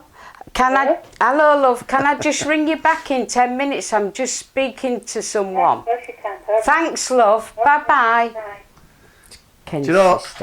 I'm expecting Maureen Yeah. Lippman to ring in a minute. To be honest with you. Has she done an ology? It's as if there's a, I love Maureen I think people Littman, must wait till I actually. pull up in that car. Oh, yeah, there's Get me a recorder on, then ring you. Yeah. I bet I you love don't have a Maureen. phone call when I'm not here, do you? I bet it never rings. Well, look, let's try and crack on in case the Prime Minister's trying to Yeah. ring next about Brexit. Yeah. We won't talk about Brexit. I know. So I'm really looking forward that it goes on and does keeps our heritage going, and I hope there's more films, more plays, everything about it, because it's keeping it all alive. Exactly. I mean, let me just say this, Yeah. what you was talking about earlier on, about them 6,000 Yeah. people what went and never came back. Their families started to like break down because they was the forerunners was the men. So we, and you amongst other people as well, you helped to reignite that force so then people never forget. yeah, exactly. Never you know, they Yeah, of never course. ever do it. Because Exactly. there was our dads, our brothers, Exactly. our The pioneers husbands. as well, you know. Yeah. The good thing about people not forgetting, you've also introduced people who didn't know. Yes, exactly, So, which is It's wonderful. brilliant. I mean, Yeah. sticking with heritage, what the Lord Lyon building, that's in the news quite a lot. Yeah. They want to demolish it, they don't want Really to demolish it, they upsets want to do me. it up. and Ken. What's your view is it needs to stay, is that right? I would love that building to stay, or even the to try and do it so some of it's left, Yeah. and then done up. And I would have loved to have had that as an heritage site, to have cafes and little, you know, fishing museums and things talking about our. A bit like what they've done with Liverpool. It's like, it's like our them children who I speak to at the schools, they're only little children, and yet they're loving the stories, because bear in mind, their granddads and great-granddads, they've said to me, my great-granddad was a fisherman. They want to know about that. So I think the government should get their act together. Exactly. Especially the local government should get their act together, talking to the main government to try and get all and local businesses, entrepreneurs, or whatever you want to call them. They could all club together and sort that out. So it can go from being an eyesore to something that's dangerous to a focal point for everybody to, like you say, go and have a nice day out, look around the history, learn about it, have a nice coffee and all that. It's been proven it can be revamped. Glasgow's done it. Liverpool's done it. Liverpool, Albert Dock. For me, you know, I do get I really get angry, because, you know, the times I went out of St Andrews Dock, you know, I was just one of the many. But how it's turned out, and I blame, personally, I blame our council for dragging the feet, Steve, because that was the heart, that was the core of the industry, St Andrews Dock. Yeah. Okay, we can say we moved it in 75 to Albert Dock, but that's where it all began. Yeah. Now, apparently, according to history, it was designed for the coal industry. And then when that started not to take off as big as they expected, they were, you know, redeveloped for the fish. Training it by the, going by train to London and so on. So that's got lots of memories. And now it's just, even if they want to keep it a dry dock, I'm okay with that. But just bring the buildings back into Bring it back to life, Bring it back to, I mean, I think it's what you come into Hull on the train that way, past it, and what a wonderful thing to see our heritage there, and saying, well, look, this is Hull, and not an arsehole like it is. And coming across on the ferry and that from, you know what they should do? Yeah. They should you should divert the train track. To stop there. Yes. Make that the focal point. Yeah. Have a little shuttle to Paragon. Yes. And then and bring the ferry point to there as well. So you got your train, your ferry, and anybody getting off the train will see a done-up Lord Line building, all the heritage, and instead of getting on the train or a taxi and going to York and elsewhere, they think, actually, we'll stay here and spend some money. I mean, too short-sighted, that's what it is. It would have been wonderful, wouldn't it? Yeah. And then not only that 6,000 men would have been remembered. Exactly. You see, for me... I mean...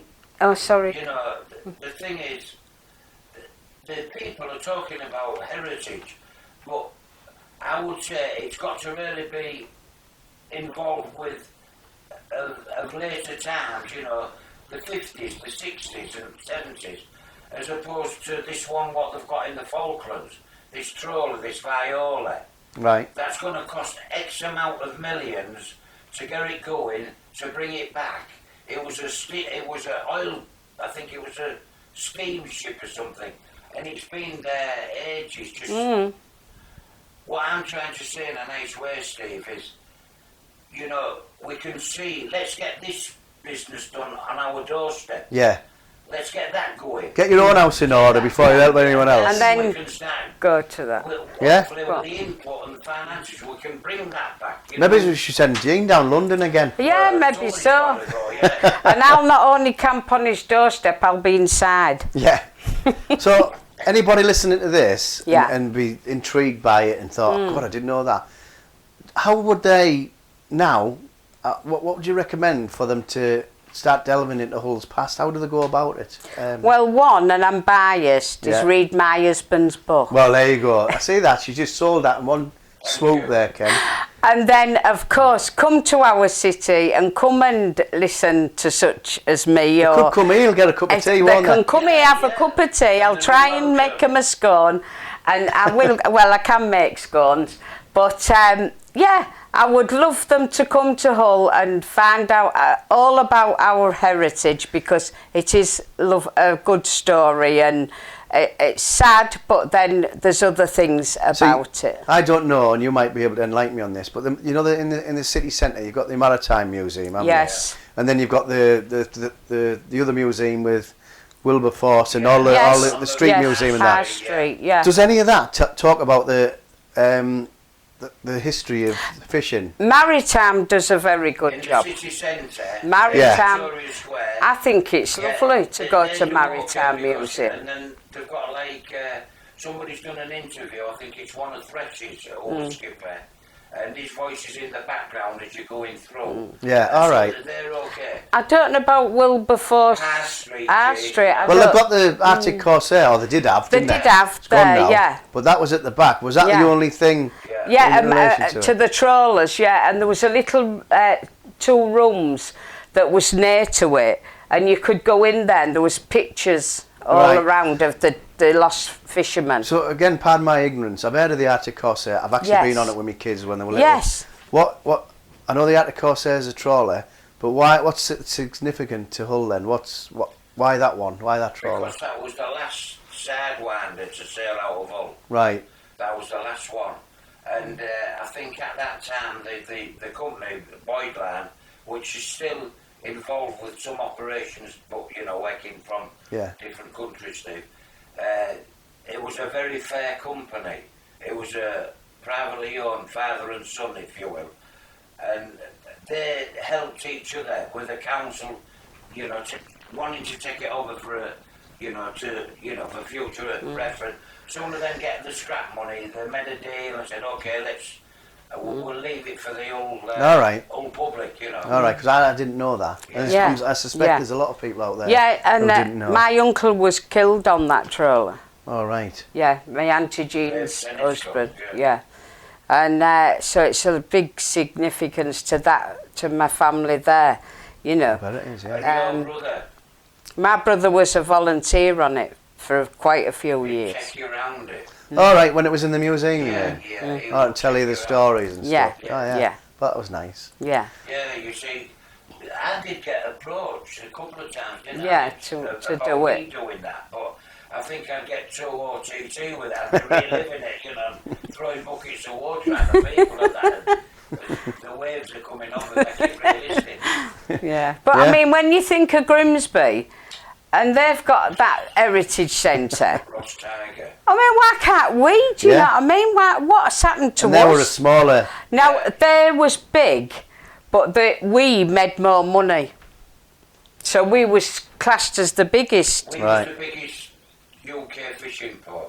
The reason They say we they're got big. competition from Grimsby was because they had a few distant fishing trawlers, mainly middle ground trawlers and near water fishing trawlers. Us, we So just they had more waters. ships. So basically, if we sailed from Hull, the nearest place we'd stop would be Iceland. Yeah. Whereas the Grimsby people, they would stop mainly at north of Scotland or Faroes. You'd get one or two, you know. All right, yeah. And it's even when I went and talked at the Tower Hill at the Fisherman's Mission, the mission man who was, and his wife who was at Grimsby, said to me, because I said that in my speech, that Hull was the biggest fishing port. And she said, oh, I just have to say, you wasn't. I said, no, we was. We made more money, so you was classed as... So on your bike, missus. Yes, Yeah, bye-bye. I'm going to ask a throwaway question here. Go I don't know on. if you know the answer Yeah. or not. But you know, right back to the wartime, Hmm. the D-Day, when all the fishermen went to get their troops back because they were left Yeah. by the Navy. Yes. Did any of them go from Hull, do you know? Because there was quite a lot of trawlers, wasn't there, in fishing Yeah. boats? Say that again, what do you mean?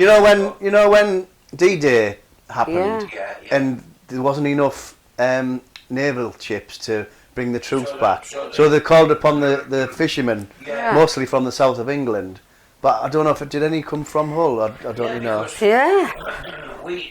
I know they converted a lot of our sidewinders basically, I mean, there's still pictures. I've got a book upstairs with pictures where they put the gun.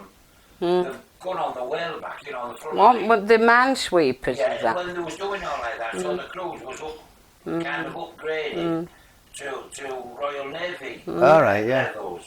So of course they sailed and everything. Yeah.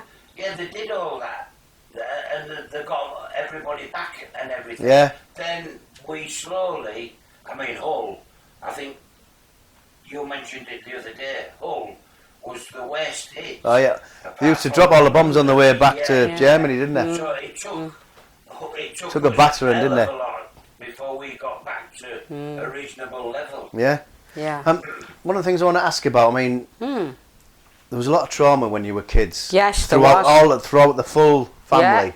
Yeah. I suppose the trauma is very a bit like people going to war. You don't know who's going to come back. and that. Exactly. That was our thing. Yeah. So I mean, this day and age, if there's a trauma, Yes. you got they're talking mental health this day and age, Yes, aren't they? yeah. People who've had like post-traumatic stress and all that. Yeah. Although it wasn't called that in the day, but you'll have had a similar thing with. He will have had it as well because Ken was at Iceland when the Ross Cleveland, it was on their radar, and he watched the radar, then it stopped and he knew their crew.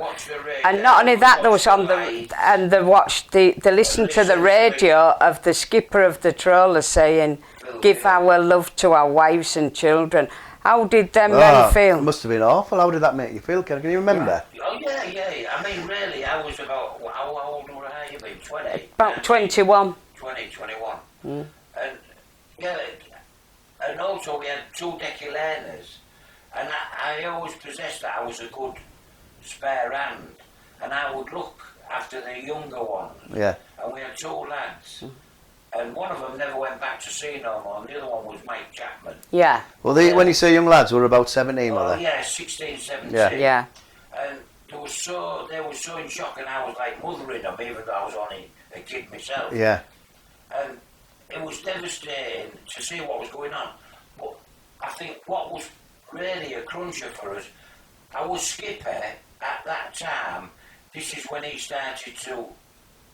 He was on the beginning of a nervous breakdown. Right. Through it all. His brother was in a Grimsby trawler, and of course you're hearing all these messages coming through on the VHF. Oh, we're going down, we're listing over. You're hearing all this, and who's that? And I'm 20 odd miles away from. It give you a bearing and distance from the headland, and there's nothing you can do. We're going. And bearing in mind, we had the Icelandic gunboats. Oh, 10 years after that, we hated their guts. Oh, the Icelandic wars, yeah. At that time, there was just dream merchants. Yeah.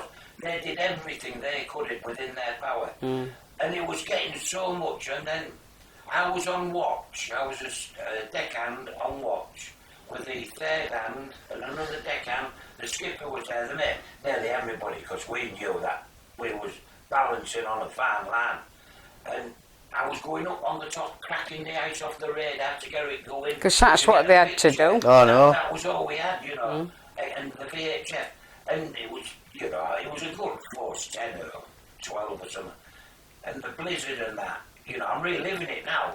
And you could see the lights, like flickering. And I put it in the book as well, because it's the truth, that the snow would play imaginary things to you. You know what I mean? Yeah.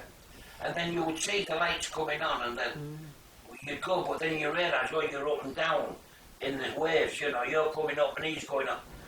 And then you would come back in and your mate would go up and you'd get a bit of a warm in the bridge.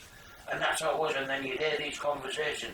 And then that's when I heard Phil Gay saying, we'll go and give my love to my wife. And I mean, for them men and to my to wife, know all my that close they were wives and family. sinking, it must have been the most horriblest thing Yeah.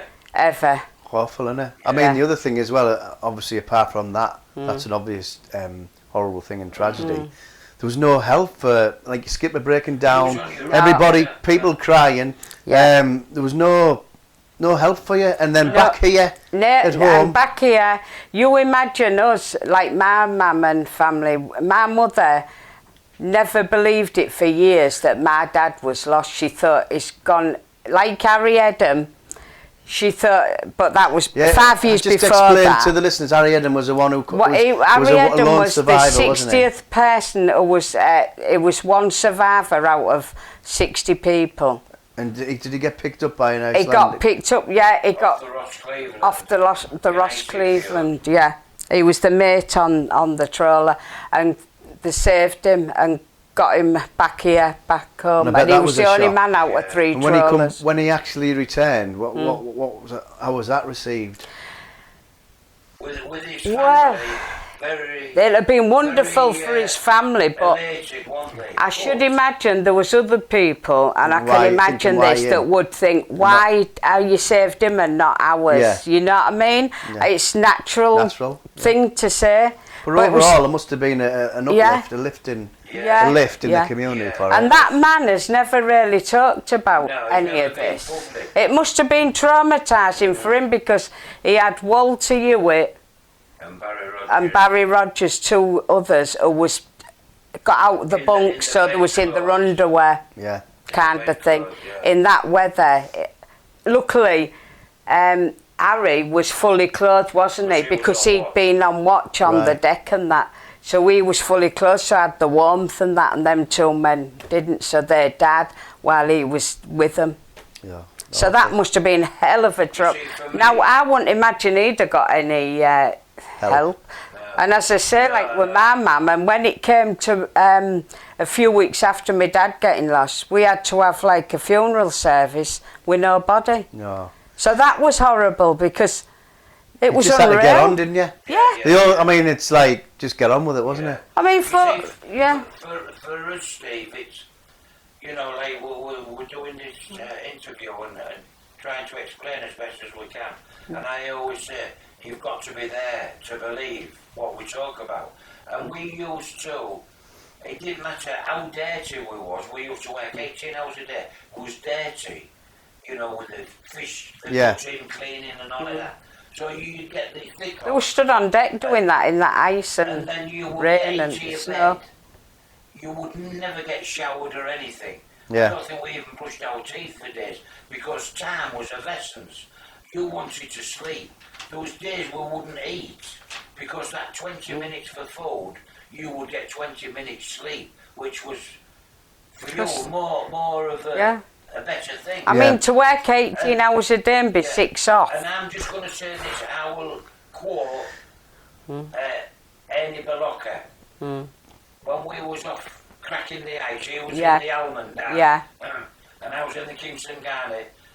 And Ernie said, and it's on the film, he said that he was so tired, weary, after being on deck all them hours, he knew when he was laid in his bunk and he heard the ship go, yeah, we're doing okay. Yeah. And he said, then there's that time you think we're not going to come back again. And he said, and if we wasn't, he said, there was no chance. He could have. I had the energy to get away and get me safe. He said, I would have died with that ship if it had gone. So with that And knackered. I've got goosebumps. That must have been horrendous, because you, like you say, you're in your bunk and you're listening to do. that and noise, and you know if it ain't coming back, You something's know, really wrong. You know the timing of the rolling. And you're not, we're due to come back. And if you don't start coming back, that's when you start carrying out your bed and getting on your I gear. mean, Ken had a bad accident on the trawler when we was married, and of course the winch hit the back, didn't it, on your back, You know, the and way everything, they took me round the winch. and took him round the winch, because the man who was doing that was not, he'd never worked on a trawler before, had he? And he panicked.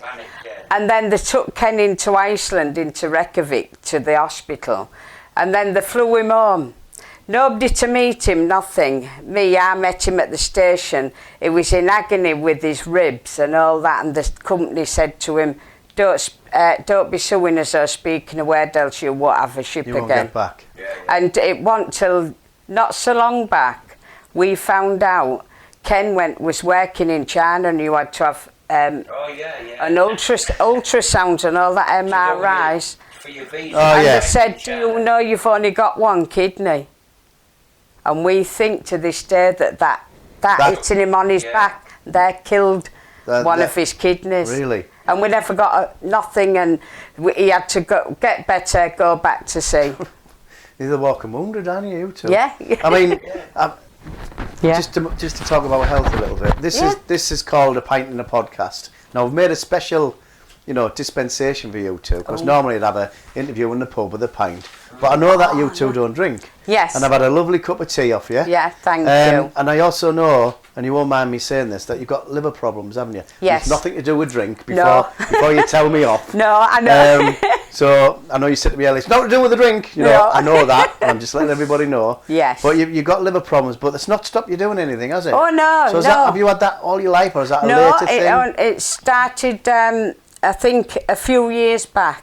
And I think it has a bit to do with my diabetes, because I'm diabetic. Right. And I think that's what's caused it. She But looks lovely to say she's diabetic. I thought she was 37. I'm looking at you, I wish I was. Encore. Yeah. And but I think to myself, well, all the time I feel all right, Steve, and I'm all right. I don't worry about it, because I think I'll wait whilst I get poorly. If I get poorly, fair enough. Yeah. If I don't, I'm fine. Well, I mean, you both, you don't stop talking, so you don't take much breath in. I know you No, don't. that's yeah. it. Your house is lovely. I've had a Thank lovely cup you. of tea. And it's the first time that I've actually been quiet for a while. Yes. That takes something, to It be does. fair. So I've got a few, I know we've talked about the fishing and Yes, everything. That's yes. great. We've got loads of information there. I'm Okay. going to ask you a few throwaway questions to you Yeah. both. And then when I've done that, I want to get back to talking about Ken's book. Yeah. How we come about doing it, because Yeah. we were interrupted, believe it or not. off the Yes, phone we call, was. weren't we? Yeah, we was. Again. So, Excuse me, Steve. It's all right. You talked now about 10 minutes. Oh, I know, but she'll understand. Okay. I would 10 we won't be minutes long. is half We won't be an long. hour. We need. Oh no, We're it's nearly not there. worried about that. It's because I said to him, I always do it. I say to him, we'll see you in 20 minutes. I do, Steve. I will see you in 20 minutes. And 2 hours later, I'm going, I thought you said, If we plan to meet somebody, she'll just say, okay, we'll see you at 2 o'clock. And then She didn't say what day though, did she? no, she said, I keep him in suspense. well, by the time we get there, we've got to get there. That's all. I have got a question on here, Go on, but I then. daren't ask it. on. What's the secret to a happy marriage? Well, Listen to you two. I think it's him doing his told Yeah, thing. getting there on time, I reckon. But seriously, what is that? I mean, you I two. think because me and Ken have a really good sense of humour, and we have the same sense of humour. Yeah. So what makes him laugh makes me laugh, and he does. We both laugh like mad at each other, and he does at me. And I don't suppose with his job we've had much time to be together, so we relish the times we Yeah, are yeah. together.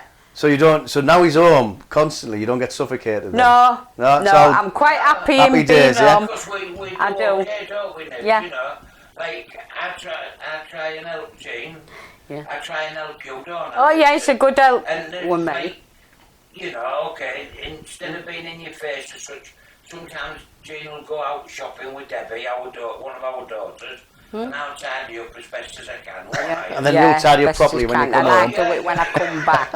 I'm sure. I mean, But well. I suppose that's it, Steve. You either get on or you don't. Yeah, I mean everybody has their ups and downs, Yeah. don't they? Anybody Yeah. who says they don't is a liar, aren't they? Really? Ken's been away 3 months, and as he walked in the door, I said, "Have you seen my purse?" He goes, "How the hell? I've just come home after 3 months." Well, somebody stole it. I'm never rational, me. I've got to be over the top. So if that I can see what makes you happy. What makes Yeah. you mad then? Both of you. What gets Oh, you know what what? gets us For me, mad? what makes me angry Yeah. with Jean, No, No. just in general. No, I'm a good woman. I'm nice. You don't say out there. I think you're nice as well. Yeah. have to get me But I'm within I shouting know. distance. In general, What gets me angry? Well, I think what gets me angry is. Are we no, you can't say nothing. I'm trying to hold on, Ken. I'm trying to help you here. No, what Keep gets me angry is the way the world is going. Yeah, they're all a bit mollycoddled, aren't they? Yeah, it's just getting out of focus.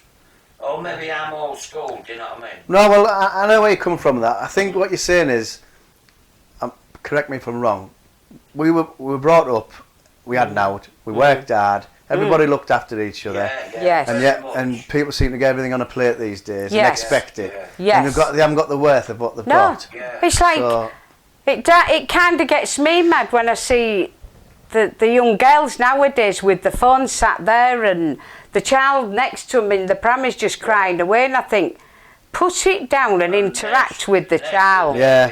And I think to myself, how do them children learn to talk and say things when they're on the phone all Yeah. the time? And then I think to myself, look at my mother, left with 7 of us, had to go out to work, never got any benefits, so she had to go out to work. Yeah. And do you know what? She did it and fetched 7 of us up good. So Yeah. No, well, It seems I think strong women, they want to get back to being strong women. yeah. Because my mother made us strong women.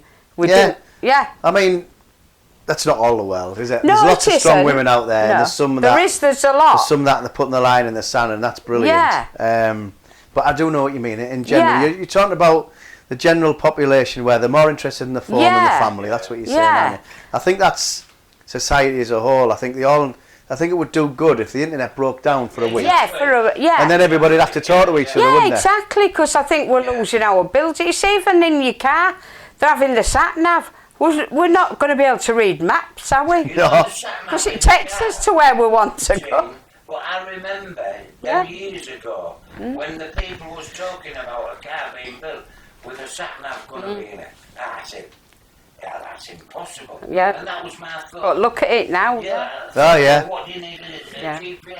Yeah, we had them on the ships, of course. But I do think it's like you say, you want people talking and, Yeah, you know, yeah, not yeah. sat on a phone. Let's get talking and be, So get them. So Yeah. your message is get them phones put away, yeah. and have a conversation with Getting someone. interactive with the children no, and that- get them, bring them up strong so they know what they're It is facing hard. in life. I mean, as a parent, yeah. it is hard because my kids are glued Oh, to them phones. yes, I know. But I remember when agree they were, with that. I remember when they were little, well, not too little, and they were more No. interested in the phones and that. I used Yes. to take the phone and tablets. I had Yes. to take the phones off them, Yeah, and we it's get same as Monopoly my out, children. and they go, "I don't want to play grandchildren. Monopoly," and we go, "No, we're playing Monopoly." Yeah.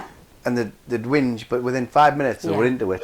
Yeah, they You know do. what I mean? Yeah, you're right, And Stephen. then, that. to be fair, and then they go back to the phone. No, but- and do you you know know what I what? I mean, I'm saying they should put them down and all like that, but on the other hand, when you've got technology like that, of course the kids want to be in it Yeah. and learn it, and I don't blame that. You know, what we're I trying just to think say as sometimes is that the other, not so much the young kids who are doing the things, I think it's when I've watched and the child seems, just look at me mother, talk to me while we're on It's this easier bus. just to give her a tablet to play a game on than to Yeah. interact. Then yeah. to sit and play like you did with your children, Yeah. like we did. It's like I said, the world is changing because, you know, in our days, we could go in the street and kick a ball about and things like that. It was even the same when I was a kid. You Yeah. can't do that But still, technology's took over the fact that, Yeah, it has. I mean, I must admit, I'd rather my girls were in the house on Yeah. the computer than. I you know. agree. Exactly. No, I I know agree where they because are. our world isn't safe. When I was a kiddie, my mum go to park. There's sandwiches. There's a bottle of lemonade. We all went to park. I would never have sent my children, let alone my children send their children, No. because she's not safe nowadays. No, I and know then, where you're coming from. even then, I wanted to know where my children was whenever they went out. And I'm the same. So, I mean, I'm just going to switch subjects slightly. Yeah. Have you seen a movie called Three Billboards Outside Missouri? Yes. You've seen it, right? I'm not going to talk about that movie. No. What I'm going to talk about, because it's a dark subject, Yeah. what I'm going to talk about is if there was a billboard outside Yes. of, near the Humber Bridge on the way into, on the Yes. A63 on the way into Hull, Yeah. and you could see it on the way out and you could see it on the way in, what would you put on that billboard? You can put what you want on that billboard because people will see it on the way out Yeah. and the way in. Have On a the think. way in. I know where I'd put. Go on then, What Kev. would What would you- you put? You know, for me, I would put, well, you know, welcome, if you're coming this way, welcome to Hull. And please, you know, enjoy your stay. Or like and I would again sell the products of what I'm part of, which is the Heritage. Hull, the UK's biggest fishing port. Please enjoy it and be safe. That kind of What about on the way out then? I hope you've enjoyed yourself. And we'd come love back to see soon. you again. What about you then? Well, I think I would say something like that, you know, welcome to our lovely city. Hope you enjoy it. And please be kind and respectful and treat our city as we would treat yours. Yeah. And on the way out, say, you know, thank you for visiting us and please come back soon. Yeah, so I mean that's nice and simple and lovely. Yeah. Straight to the point. I like that. What's your favourite film? Oh, I'm a big Mel Brooks fan, me. Oh yes. I really love that. But my favourite film, oh gosh, what would you say, yours? I know what mine is. I know, go on. What would you say, man? Mohican. Oh, Last of the Mohicans. Well, I did like that, but you know, to me, it's getting difficult to Please get you. rid- To please you. Yeah. The accountant. Oh yeah. Have you seen? I've The seen that. Yeah, I like that. And With, yeah. It's not Ryan Reynolds, is it? No, It's, no, it's got Ben one Affleck. Ben Ben Affleck. Affleck, yeah. Yeah. Yeah. Yeah, and you know, I just. See, like I'm the a movie. big fan as well as the old Talking Yeah. Pictures movie. You know, the movies of like Charles Lawton and and Billy Liar and things like that. Now I love Billy Liar. No, I've never seen Billy Liar. Oh, I love But it. I remember when I was it's a a kid. classic. Even when I was a kid, Champion Yeah. the Wonder Horse was on the telly. Yeah, yeah. Yeah, I do love that film, Billy Liar.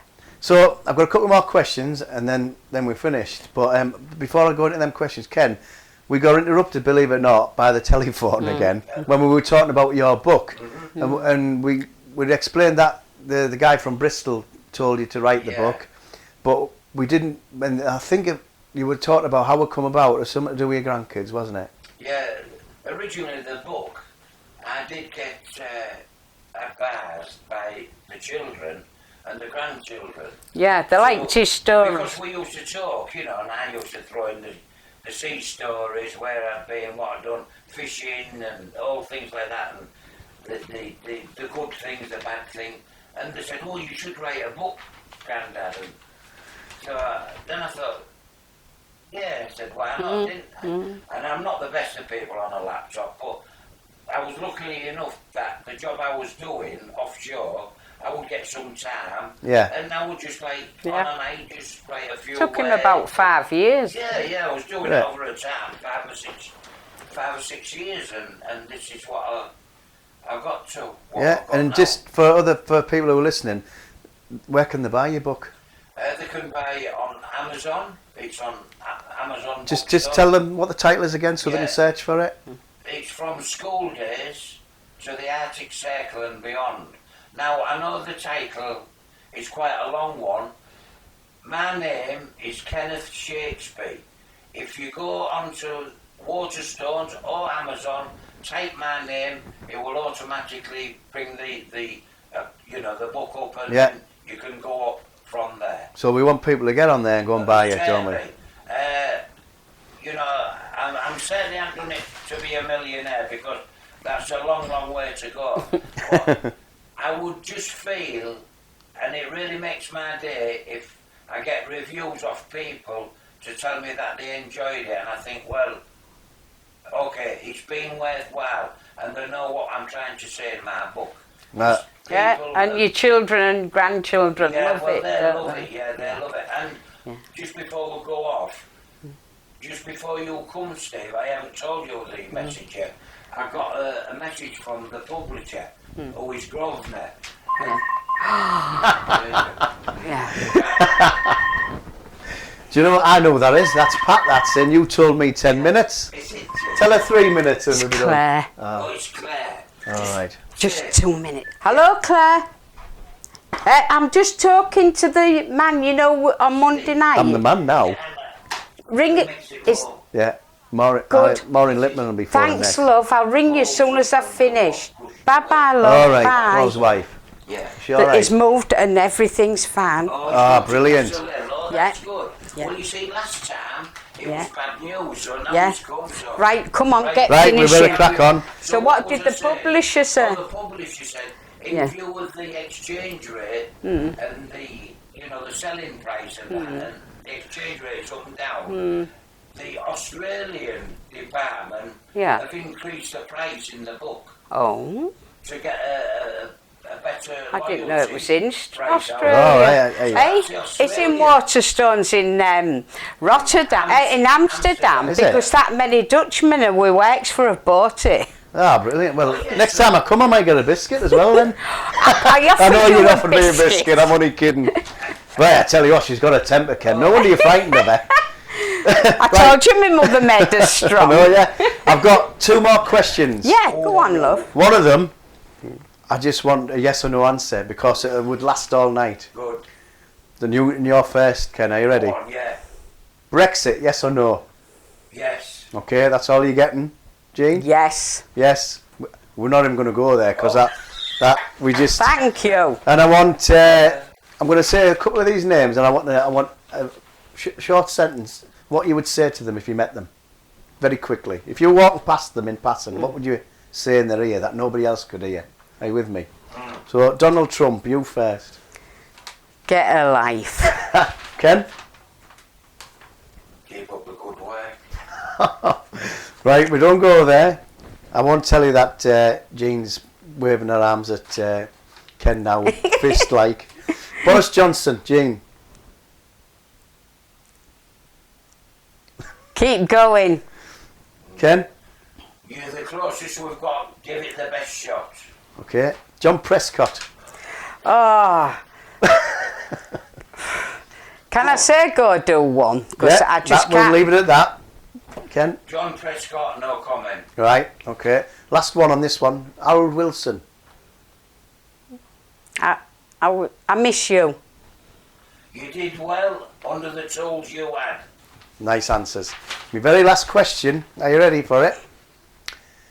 Is there anything I should have asked you, but I didn't? Both of you.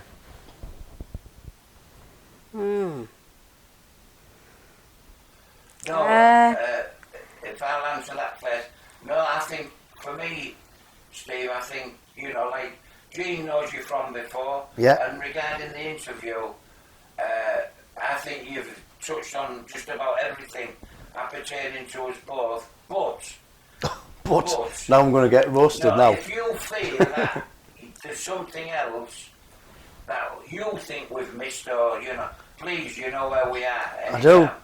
I'm going to have to come every week, you know that, Yeah, don't you you? can do, love. I'll start making you tea. So, Come and I'll get biscuits.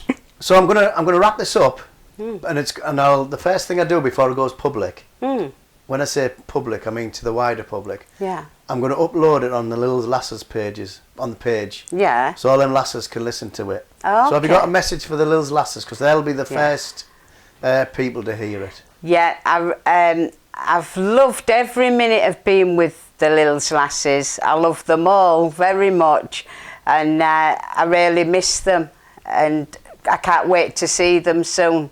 That's nice.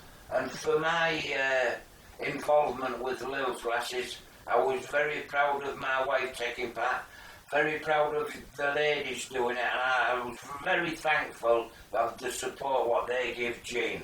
It was a pleasure to watch everybody. That's lovely. My final thought, you're not my mum and dad, but I am proud of you. Oh, of thank you. you, Thank you, Steve. Steve. And I'm proud to have met you and known you. We've enjoyed your company. Brilliant. Very much so. Now what's for tea? Right, sausage and chips. Fish and chips. Stick to the Not, energy. as Stan would say, Fish and chips. Stan's line in the play, what was it? Oh, egg and chips. Egg and chips, that was it. Yeah, Jean Right. would have been making egg and chips. So, Oh, dear. we'll end it at that. Thank you Thank very much, you. both of you. Oh, thank No, you, it's Steve. been lovely, Steve.